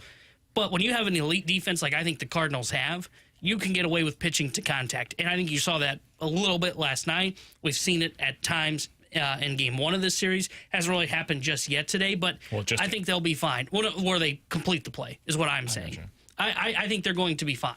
I think they're going to be fine. I wonder what the ceiling is with this. And I don't worry about them becoming a bad defensive unit. Like you were talking about the misplays or just the errors, whatever. I'm not worried about all of that. I'm worried about the play that Jordan Walker just missed coming back to cost them the way that it just did. I'm worried about them not making the unbelievable play in center field by Victor Scott that results in a couple of runs scoring. That is what saved their ass time and time and time again, is Brendan Donovan making a play that legitimately saves multiple runs, or Walker, or Scott, or Mason Wynn. Like, these guys have been amazing at that, and it is resulting in them finding ways to get out of innings that otherwise could unravel for you. And that means more pitches for your starter and getting out earlier in the game. It means potentially, instead of going to your high leverage guys later in that game, going to the lower leverage guys, and that gets away from you, and then they're not available for the next couple of days. Like, there is a snowball effect of this stuff I don't have a huge fear of it, but I do. It is something that is making me a little cautious about watching this team right now, and like going all in with them is what that means for them over the next 3 to 5 months. I did ask Oli Marmol, because yesterday we had talked about this, how the Cardinals are on pace right now to be the best outs above average team ever. Like in the 10-year history of them continuously tracking the stat, the Cardinals are number one, and they're on pace to be the best of any of those teams over the last 10 years in any individual season. So I asked Oli Marmol about that, and I think you're going to enjoy his answer. You guys are on pace right now to break the outs above average record for a season. I hope we do. How do you keep that up as a staff? Be circling that. How do you make sure guys stay locked in? That's been a conversation for 2 weeks now, right? Like, we know what we've done to get here, understand your bodies, and what the next 2 months are going to look like in order to stay fresh while still making sure we get our work in, whether that's days in between off from our normal routines or keeping the same routines but just shortening them, you know? Sure. So there's different ways of doing that, but committing to the work is still going to have to be part of it. But that's exactly the way we're thinking about it. I love that answer. I asked about the question of, hey, how do you feel about this? You know, you guys are on pace right now to break the outs above average record. Says, I bleep and hope we do. That is, to me, I feel like over the last 24 hours, you've seen the mentality from Oli Marmol that he doesn't shown a whole lot publicly. And I think it's been good for Cardinals fans to see it. Yesterday after the game, for him to walk back through a lot of the decisions that he had to make, and for him to question, like, did I do the right thing here? Did I get this right?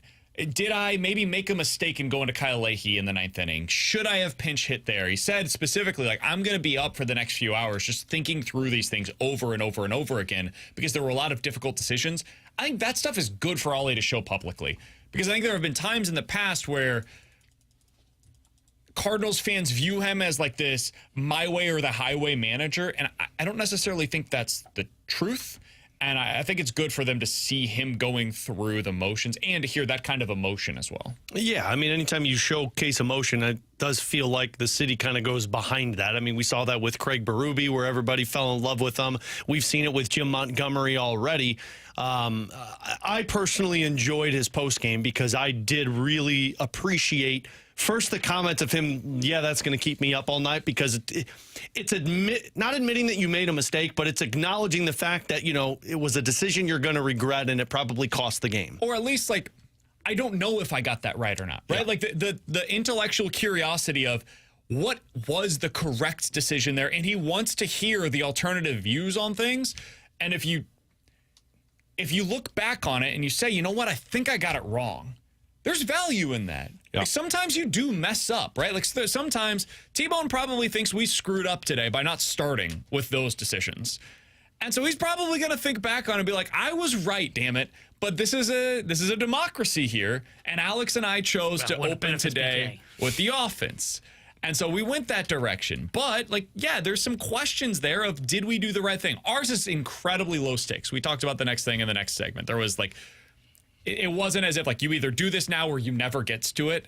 And that was Oli Marmol's decision yesterday. You either do this here or you never get the opportunity to do so. Yeah. And I don't know, it humanizes it a little bit more. I think people already have their opinion of Oli Marmol, and 1 or 2 instances aren't going to change it.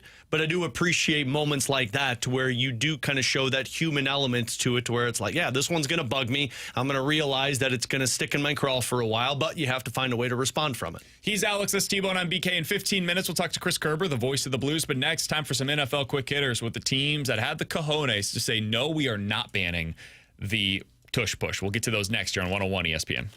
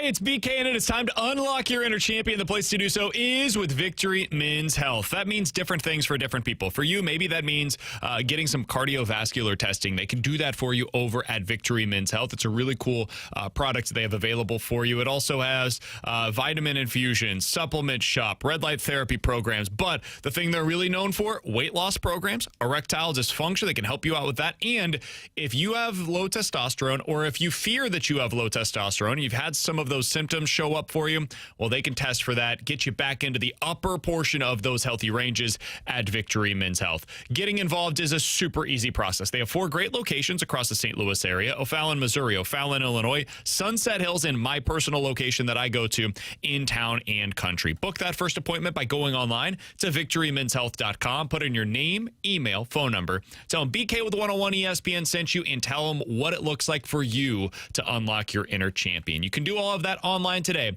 at victorymenshealth.com. That's victorymenshealth.com.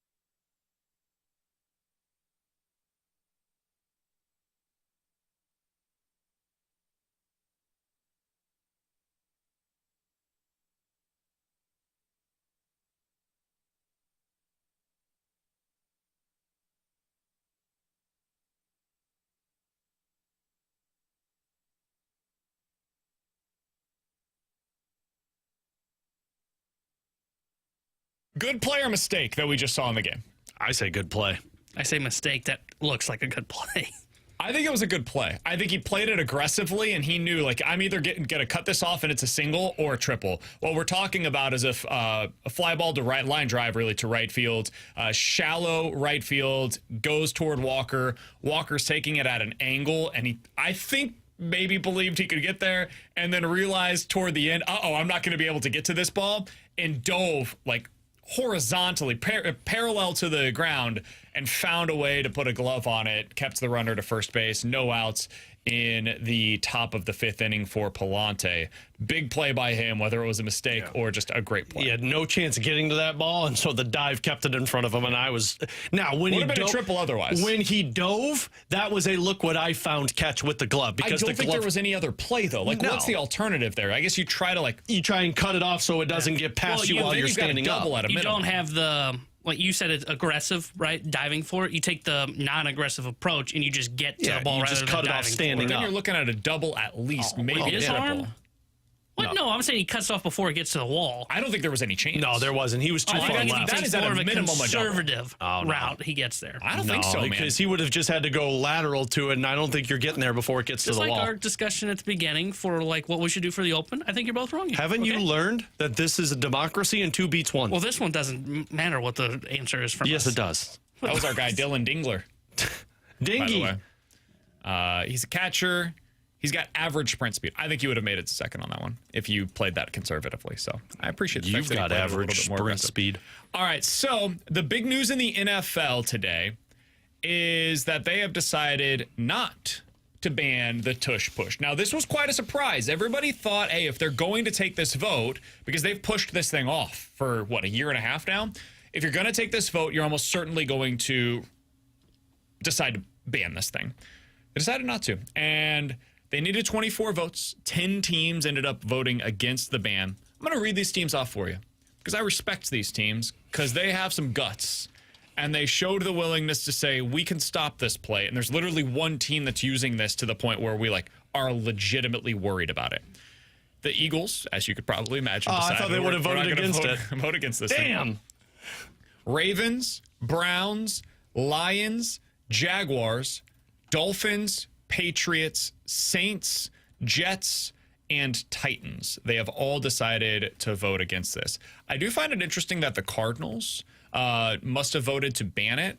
The reason why is because the Cardinals head coach was in Philadelphia previously. Yeah, but they Kinda know they're got not his using job in part because of the tush push. They might kill Kyler. If Yeah, they I was try going that. to say, they know that they're not using it. I get that, but like the Saints, their offensive coordinator, or their head coach now, is Kellen Moore, who was the OC in Philly last year. If he had voted to ban this thing, I would have been like, dude, then give up your job. Because it's a big reason why you were able to get the head coaching job in New Orleans. Yeah, but he didn't do it when he was in Dallas, the offensive coordinator. Yeah, but he didn't have the head coaching job after Dallas. He got another offensive coordinator. Yeah, but it's not like Kellen Moore created the tush push. No, but he had success there, which lands you your next job. And part of the reason that you had success is because of the tush push. I think the same. If you get liftoff like the Colts, where are you, boys? Where are you?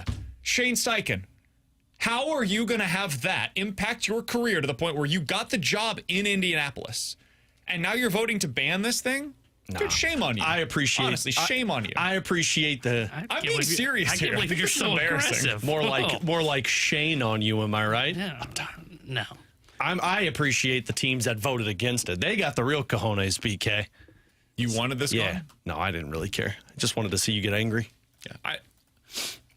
I don't really care either way. I just think for the coaches that have their current opportunities because of this, I think it's kind of shameful if you vote. Didn't they to ban draw it. up other stuff outside of pushing a tush? Well, if That's Gonna where say, I'm that's the part for me. It's not like these offensive coordinators got their job solely off of the tush push. they got their jobs based on the success of the Philadelphia Eagles, and a large part of the success of the Philadelphia Eagles over the last 2 to 3 years is the tush push. I don't think anybody can deny that. Fine, but you're not hiring offensive coordinators because of the tush push. No, you're hiring them Because let's you be think honest they're here, guys. smart. Most of the people that get jobs nowadays get their jobs based on playoff success, right? They had success in the playoffs, which means that their name recognition goes up. And the reason that the Eagles have had success in the playoffs, in part, over the last few seasons, is the tush push. I don't think this is a controversial opinion. I think you're way out there. I just don't think that's the sole reason But they're you know getting what? I hired. respect it that you're saying it with your chest. You guys don't...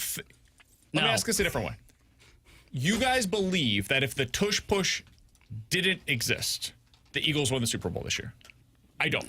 I do. I saw them kick your guys' ass. So they also had Saquon Well, there Barkley. were other games that were played prior to that. Sure, but yes, I do think they would still win the Super Bowl. I think the tush push, yes, is an advantage for them, Okay. but everything else that they do schematically also worked for them, right?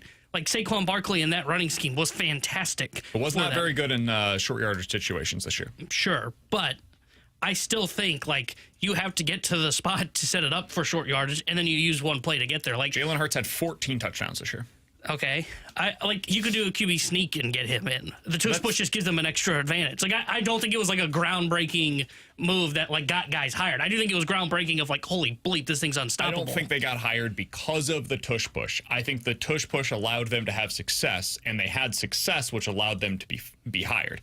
Either way, I think it's shameful that those guys ended up voting against it, but whatever. It didn't matter because it was shut down anyways. Well, as we know on BK Ferrario, this is democracy, and 2-1 votes you out on this I one, know, BK. so I lose. So you lose. So congrats on your opinion not being correct today. Did you guys see they also decided to shove to the side the idea that they were getting rid of the divisional Did they thing? tush push it to the side? Basically, yeah. Nice. T-Bone, were you happy about that? I was glad to see that they decided not to vote on the whole reseeding thing. Do we have the teams that voted against that one? Well, no, 'Cause it I'd like didn't to even hear- go to a Oh, vote. it didn't You go know, because the they Clearly Lions- didn't have the successful... The Lions were the one that threw it out there, and then they pulled it back. And shocker, I don't understand why they were against it because they beat Minnesota to get home field.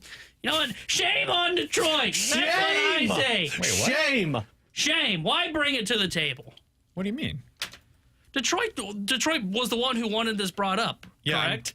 why are Detroit you- why did they bring? They did what I said. Just win your bleeping division. That's what they did. They view this. Shame. Okay, yeah, shame. I'm cool with it. You can't throw shame out and not let us throw shame. Yeah, I'm good with it. This sounds great. So the Buffalo Bills are going to be featured this year on Hard Knocks. You guys interested? No. I mean, sure. I'm always interested in Hard Knocks. It's fun. I definitely don't think that's going to be the same personality that we've seen in years past. Like, what's their fun story? The Bills? Yeah, like for you're talking about training camp, right? Yes, this is the training camp story. Yeah, like the Jets was like, oh, hey, Aaron Rodgers there now. Granted, they had too much control on it, like most teams do. I think it's Bears cool to last see year, teams that are like. I find the Bills to be fascinating this year. I do too. I want to see what it looks like for a team that has been so close so many times and has continuously fallen short. And dude, like they are right. Yeah, and plus the curiosity is Josh Allen. Like Josh Allen is the center point of that for a guy that just continues to lose to And Mahomes. honestly, McDermott, like, yeah, is McDermott going to be the coach next year if they fall short again? I don't know. Is Brandon Beane going to be the GM if they fall short again? I don't know. I would think so, but like there comes a certain point in time where fans get fed up, and honestly, as an organization, I think you get fed up with the success, but not quite being able to get over the top. So yeah, I find them to be a really interesting that's why like team. I would find them interesting if it was the in-season Hard Knocks, and you said the Bills were going to be doing that. I would be like, okay, now that intrigues me. That's fair. Going into training camp, like there's not a lot of guys that I look at and go, okay, well, who's like the guy I want to learn about, right? Like, there's no like Caleb Williams of, okay, here's the rookie going through his first should training be the camp Browns. with the team he clearly didn't want to be on. I hate the in-season version that they're doing now because it's like it's a division instead of. I didn't just think it a was team. as good as It's the one so they did. dumb because you don't actually get anything compelling. The single team allows you to focus on a bunch of different storylines within that team. And they did this with Miami. Miami was the one where, like, kind of what you're talking about, it's more of regular season success than getting close to the Super Bowl. And then the year prior, the first year was the Colts when they were, like, supposed to be a playoff team, and they collapsed down the stretch and lost to, like, the Jaguars, who had the #1 pick and missed the playoffs. I really enjoyed it. But this year they're going to do the NFC East, so that should be pretty interesting. I think there's a lot of storylines in the NFC East. Because the NFC East actually is I'm pretty surprised that was entertaining. your reaction. The Eagles, the Commanders, No, my and the reaction. Cowboys. Sorry, my reaction was more of it's 4 teams. The East, Totally. fair. That's a good division. If they're going to do it this way, I think they got it right. And I think the Bills are interesting. Who would you have rather seen on Hard Knocks this year? Out of curiosity.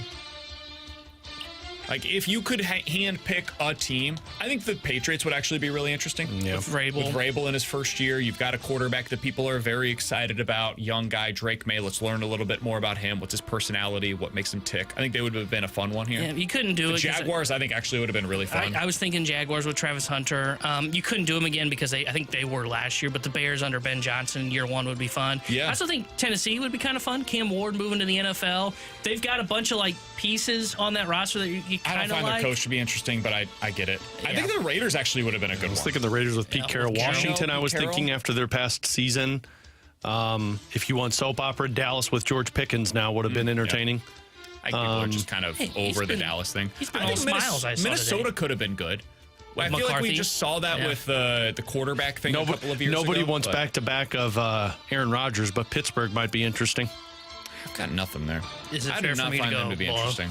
Well, yeah, but I mean, you know what they are. Bring in Metcalf. You know who could be good, especially if the drama continues, is Cincinnati.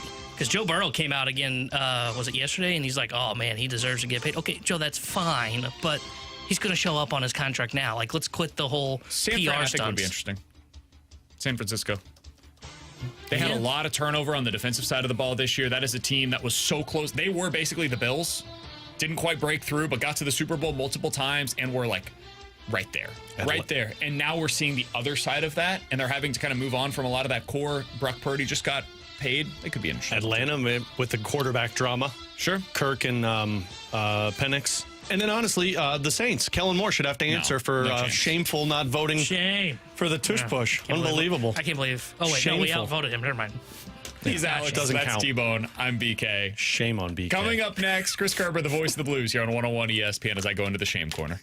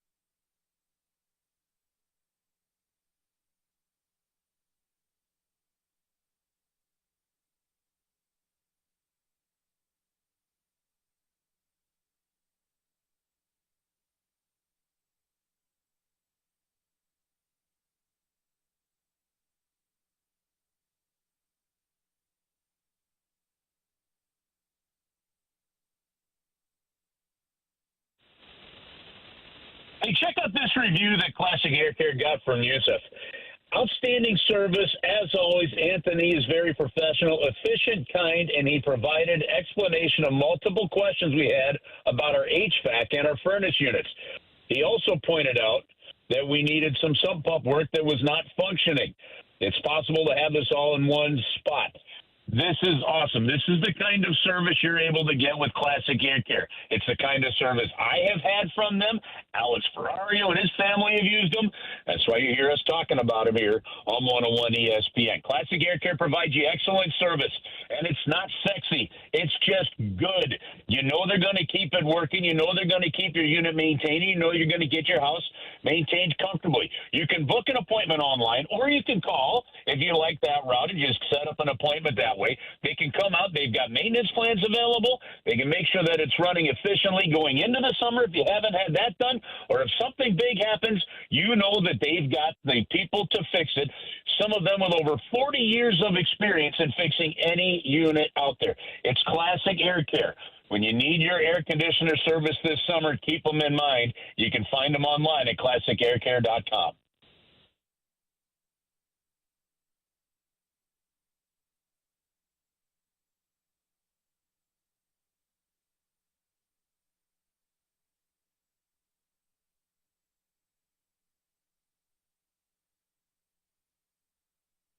Tanner Hendricks here. The Sports Center update brought to you by Soliga Heating and Cooling. Cardinals currently in action in the rubber match of their 3-game set with the Detroit Tigers. They trail 2-0 in the top of the 6th inning. Andre Plante's been on the mound for St. Louis. The Detroit Tigers have been in a bullpen game today. We'll keep you updated on the Cardinals' score throughout the day today here on 101 ESPN. The Sports Center update is brought to you by Soliga Heating and Cooling, a Daikin heating and air conditioning dealer.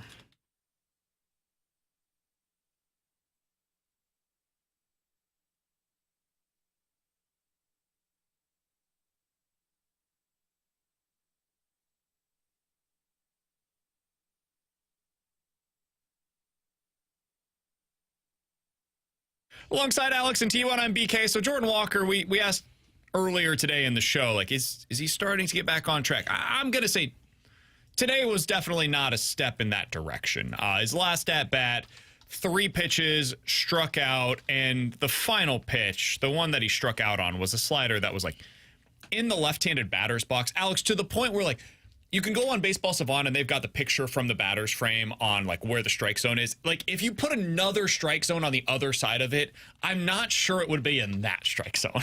It was That all was just the a way wicked outside. pitch right there, boys. Everybody has a bad day. Yeah, I mean it.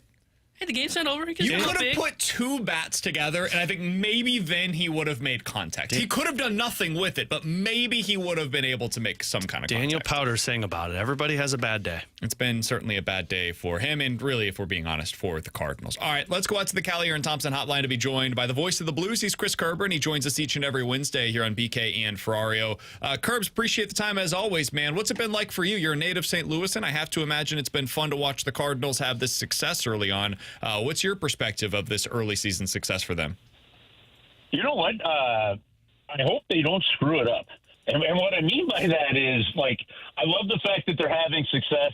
I love the fact that it's, I guess, somewhat unexpected, right?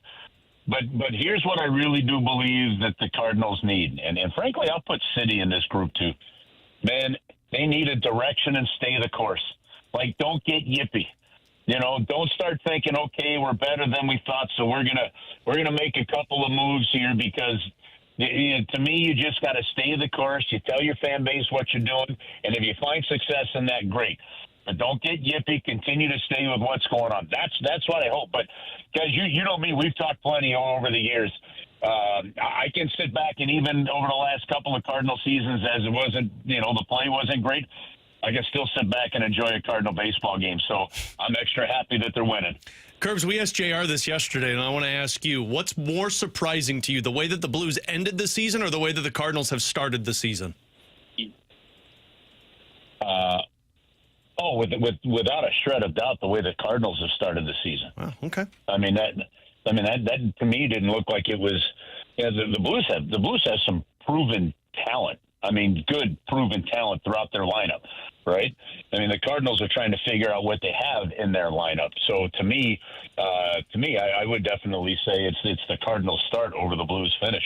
We're talking to Chris Kerber, the voice of the Blues, here on BK and Ferrario. If you haven't heard him on with us before, he joins us each and every Wednesday here on the show.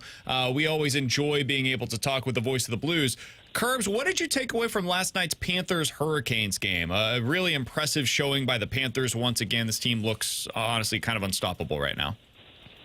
The Panthers just seem to get it done. We'll see how Carolina responds on this one, but you look at a team that's been to the 2 straight Stanley Cup Finals, coming off of a championship there. I mean, they have it figured out right now, and they're doing what we had hoped. Say the Blues would have had an opportunity if it weren't for COVID in 1920 to do, right?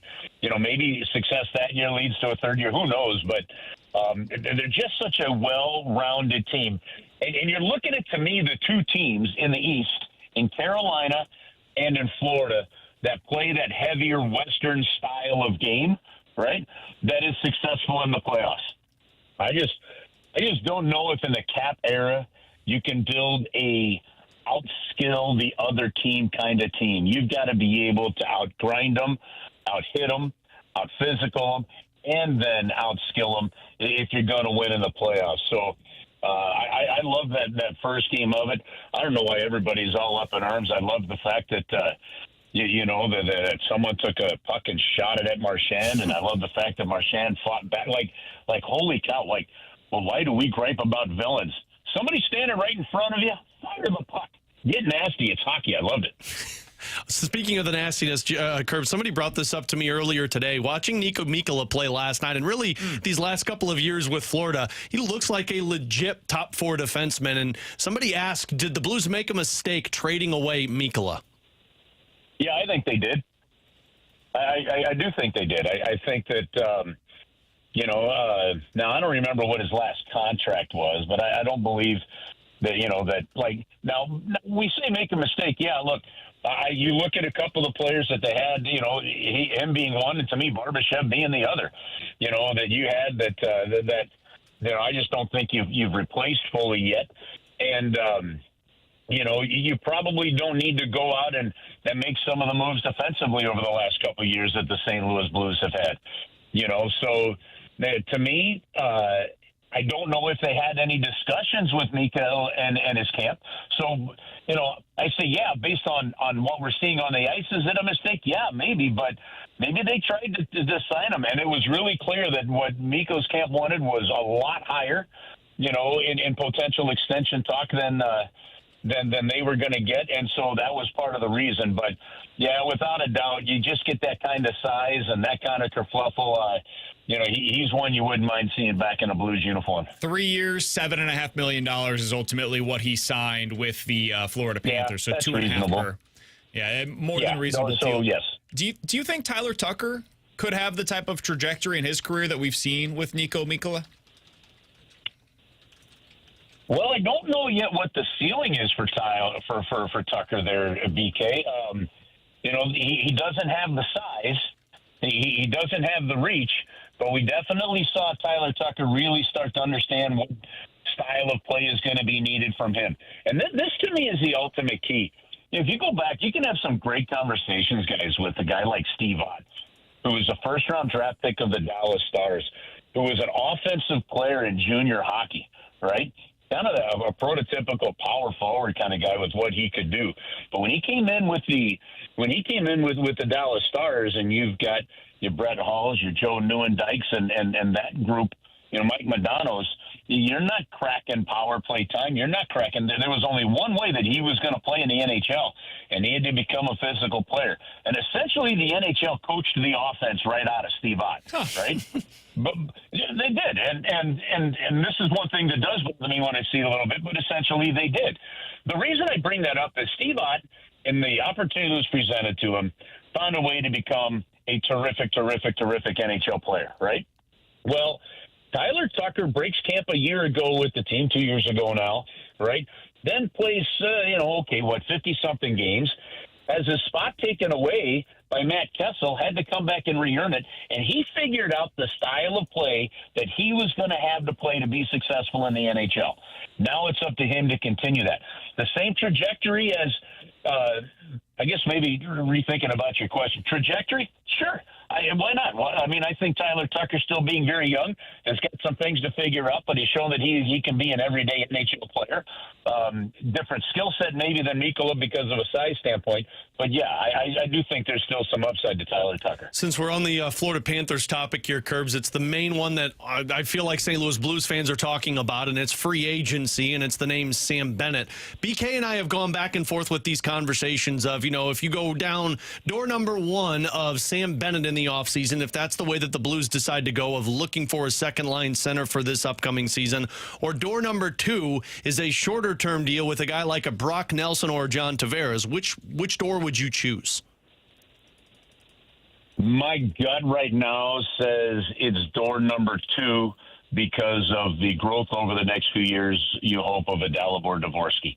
And if Dvorsky develops into the player that you expect him to develop into and that you want him to develop into as a top 10 pick, right? Now you're talking about a player. Now you're talking about having your top two center spots filled up. You still have Braden Shen under contract for the next few years. There's your guy that fills that third line role when you find that second line center spot. I could see a scenario where the Blues went after him, right? After a Sam Bennett. I could see it. I could justify it. I could make the case for it, right? But, guys, at the same time, I just look at where this team is, the trajectory of the growth, and the other prospects that are coming up. And to me, if you're going and signing that guy and you're signing him to a long-term deal, right, you've adjusted some of your philosophy of where you're at. And now, that said, hell, we've seen terrific aggressive moves that can get you there. Maybe the success of this year changes that philosophy of Doug Armstrong and Alex Steen a little bit. I don't know the answer to that question, but to me, it just feels like there are other options that won't be as expensive that will allow you to manage your cap space. Knowing, and again, I think I said this before, guys, knowing that you are going to have to extend Broberg and Holloway. This year you have to extend Joel Hofer, right? Knowing that that's coming, I just feel that the second options, those scenarios, to me, seem a little more expected than the first one, Alex. All right, Curves, final thing here. Chris Kerber, the voice of the Blues, joining us here on BK and Ferrario. A little bit of news to pass along. This comes from Sportsnet. The New York Islanders have been granted permission to speak with Toronto Maple Leafs president Brendan Shanahan about an opening in their front office. Shanahan's contract expires on June 30th. He's been the president of the Maple Leafs since 2014, and it sounds like it's possible, at least, that he could be parting ways with Toronto. Curbs, what kind of a ripple effect do you think not only Shanahan's decision, but ultimately the direction of the Maple Leafs could have on the league this offseason? Well, I will tell you, for fans that are interested in this, go onto Twitter and follow, and check out Chris Botta, Botta. Used to be in the PR department for the New York Islanders, now kind of does his own media thing, and he's been all over this for the last few weeks. From a couple of weeks before they decided to part ways with Lou Lamoriello. I think one of the reasons you could see Brendan Shanahan there was Brendan Shanahan that brought Lou Lamoriello into the Toronto Maple Leafs, right? And there's been some talk on the island that maybe the Islanders are keeping Lou Lamoriello around from a consulting standpoint. I can't understand that. I think you got to cut ties and you got to break away from that tyrannical approach to hockey, right? I don't think it works, and I think it's been proven to fail at this point in time. The Toronto Maple Leafs, yes, has it turned some franchises around and gotten them more competitive? Yes. Has it gotten them to the top? No.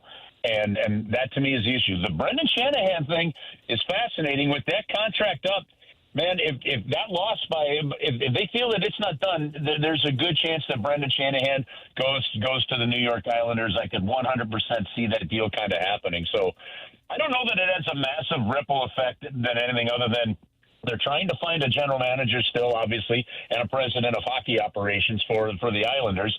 And the president of the Toronto Maple Leafs, listen, they've already got a GM in Tree Living. They've got a coach in Berube. I don't know that the actual president of that team is going to make that much of a difference. You know, listen, I don't know if you guys saw this real quick here, BK, but that nugget that I saw Spit and Chicklets say, where since the 04-05 lockout, the Buffalo Sabres have won 4 playoff series, and the Toronto Maple Leafs have won 2, and the Buffalo Sabres have missed the playoffs for 14 straight years. Like, that's amazing considering basically you have the richest franchise in hockey.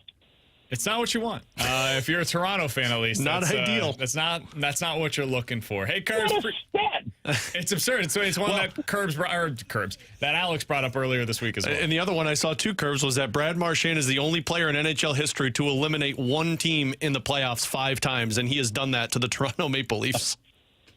I do wonder at some point in time when we start, the question is has Brad Marchand put together a Hall of Fame career? Be hard to argue it. I think he is. We'll save that one for another week coming up. How's that? All right, Curbs. Appreciate the time. We'll talk with you again next week. All right, guys. Have an awesome week. Cheers, fellas. Same to you. That's Chris Kerber, the voice of the Blues, here on BK and Ferrario. Been a weird inning for the St. Louis Cardinals. What happened, man? Well, Victor Scott gets on. A really nice hit by him. Hit it hard, and it was effective. It was a single. And then Mason Wynn works a count to 3-2. Ends up swinging through what would have been strike 3. Puts a good swing on it, just whiffs. And then Brendan Donovan, 97-mile-an-hour flyout. Would have been a home run in 13 different ballparks. He just got bushed.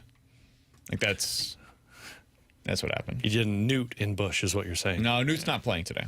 Yeah. But Donnie got bushed. Hit the weight room, Donnie. Hey. Donnie doesn't need Shame. Shame. Shame! Shame. Coming up next, a rewind here on BK and Ferrario.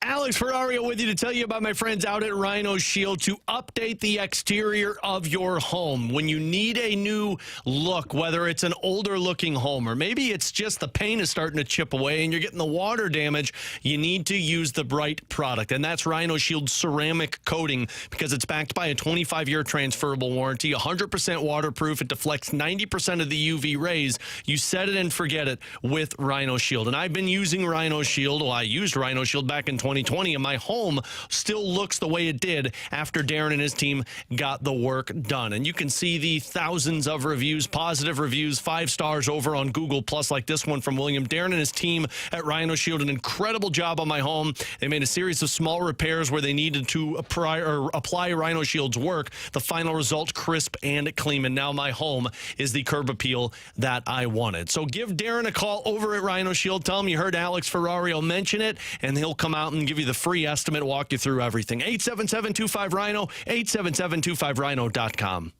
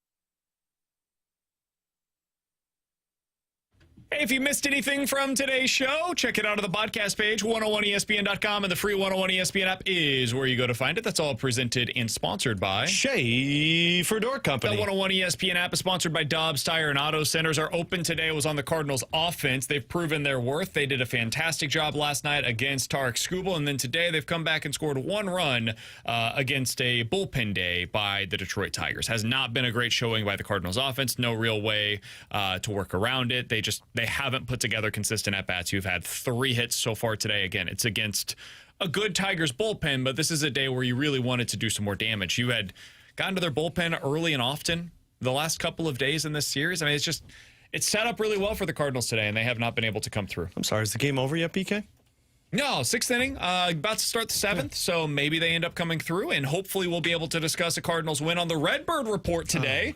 We're releasing a new Redbird Report podcast from our brand new, beautiful podcast studio. Yeah, that won't last very long. And you'll be able to check that out at youtube.com/101ESPNSTL. That is also where you can find Alex's latest edition of the Last Minute Blues podcast. Alex, what'd you guys talk about today? Yeah, I won't call it an epi because I've heard that's not very good. But what I didn't like that. Yeah, well, what I would say, he's just jealous of the language. I get it. But what I will say is we got into a lot of off-season stuff for the Blues, including Donnie poses the question about, do they consider trading Jordan Kyrou? We talked that. We talked defense. We talked Sam Bennett. And then, of course, we talked playoffs, specifically tonight's game, which you can hear right here on 101 ESPN. That's Dallas and Edmonton's Game 1. So you can find all of that. YouTube. We're in a beautiful studio, too, by the way. /101 ESPN STL. It is certainly a studio. It's beautiful. If nothing else. Works with the skin tone of both JR and Donnie. There you go. It is a studio, and that is about as much as I'm willing to say about that. Do you guys think that the Cardinals will be able to come back in this game? Absolutely, I do. Tonight, I don't. I think they're going to have to live and regret their decisions from the 6th inning of last night's game. Yeah, I think that's where I'm at as well. I still say, like, they've played a hell of a series against Detroit, and for this to be the best team in baseball, you have been right there with them so far in the series. You were better than Kansas City in the series. I thought you were the better team against the Philadelphia Phillies as well in that series. 3 straight series against legit playoff teams. You've come out feeling like you're either with or ahead of those respective teams. Cardinals are in a good spot, all things considered, but you do got to start winning games again. He's Alex, that's T-Bone, I'm BK. We will talk to you guys tomorrow at 11 a.m. again. Last Minute Blues podcast is available for you on YouTube. The Redbird Report will be available probably around like 5 o'clock this evening as well. The Fast Lane's coming up next here on 101 ESPN. Shame. Shame. Shame. Okay, yeah, shame.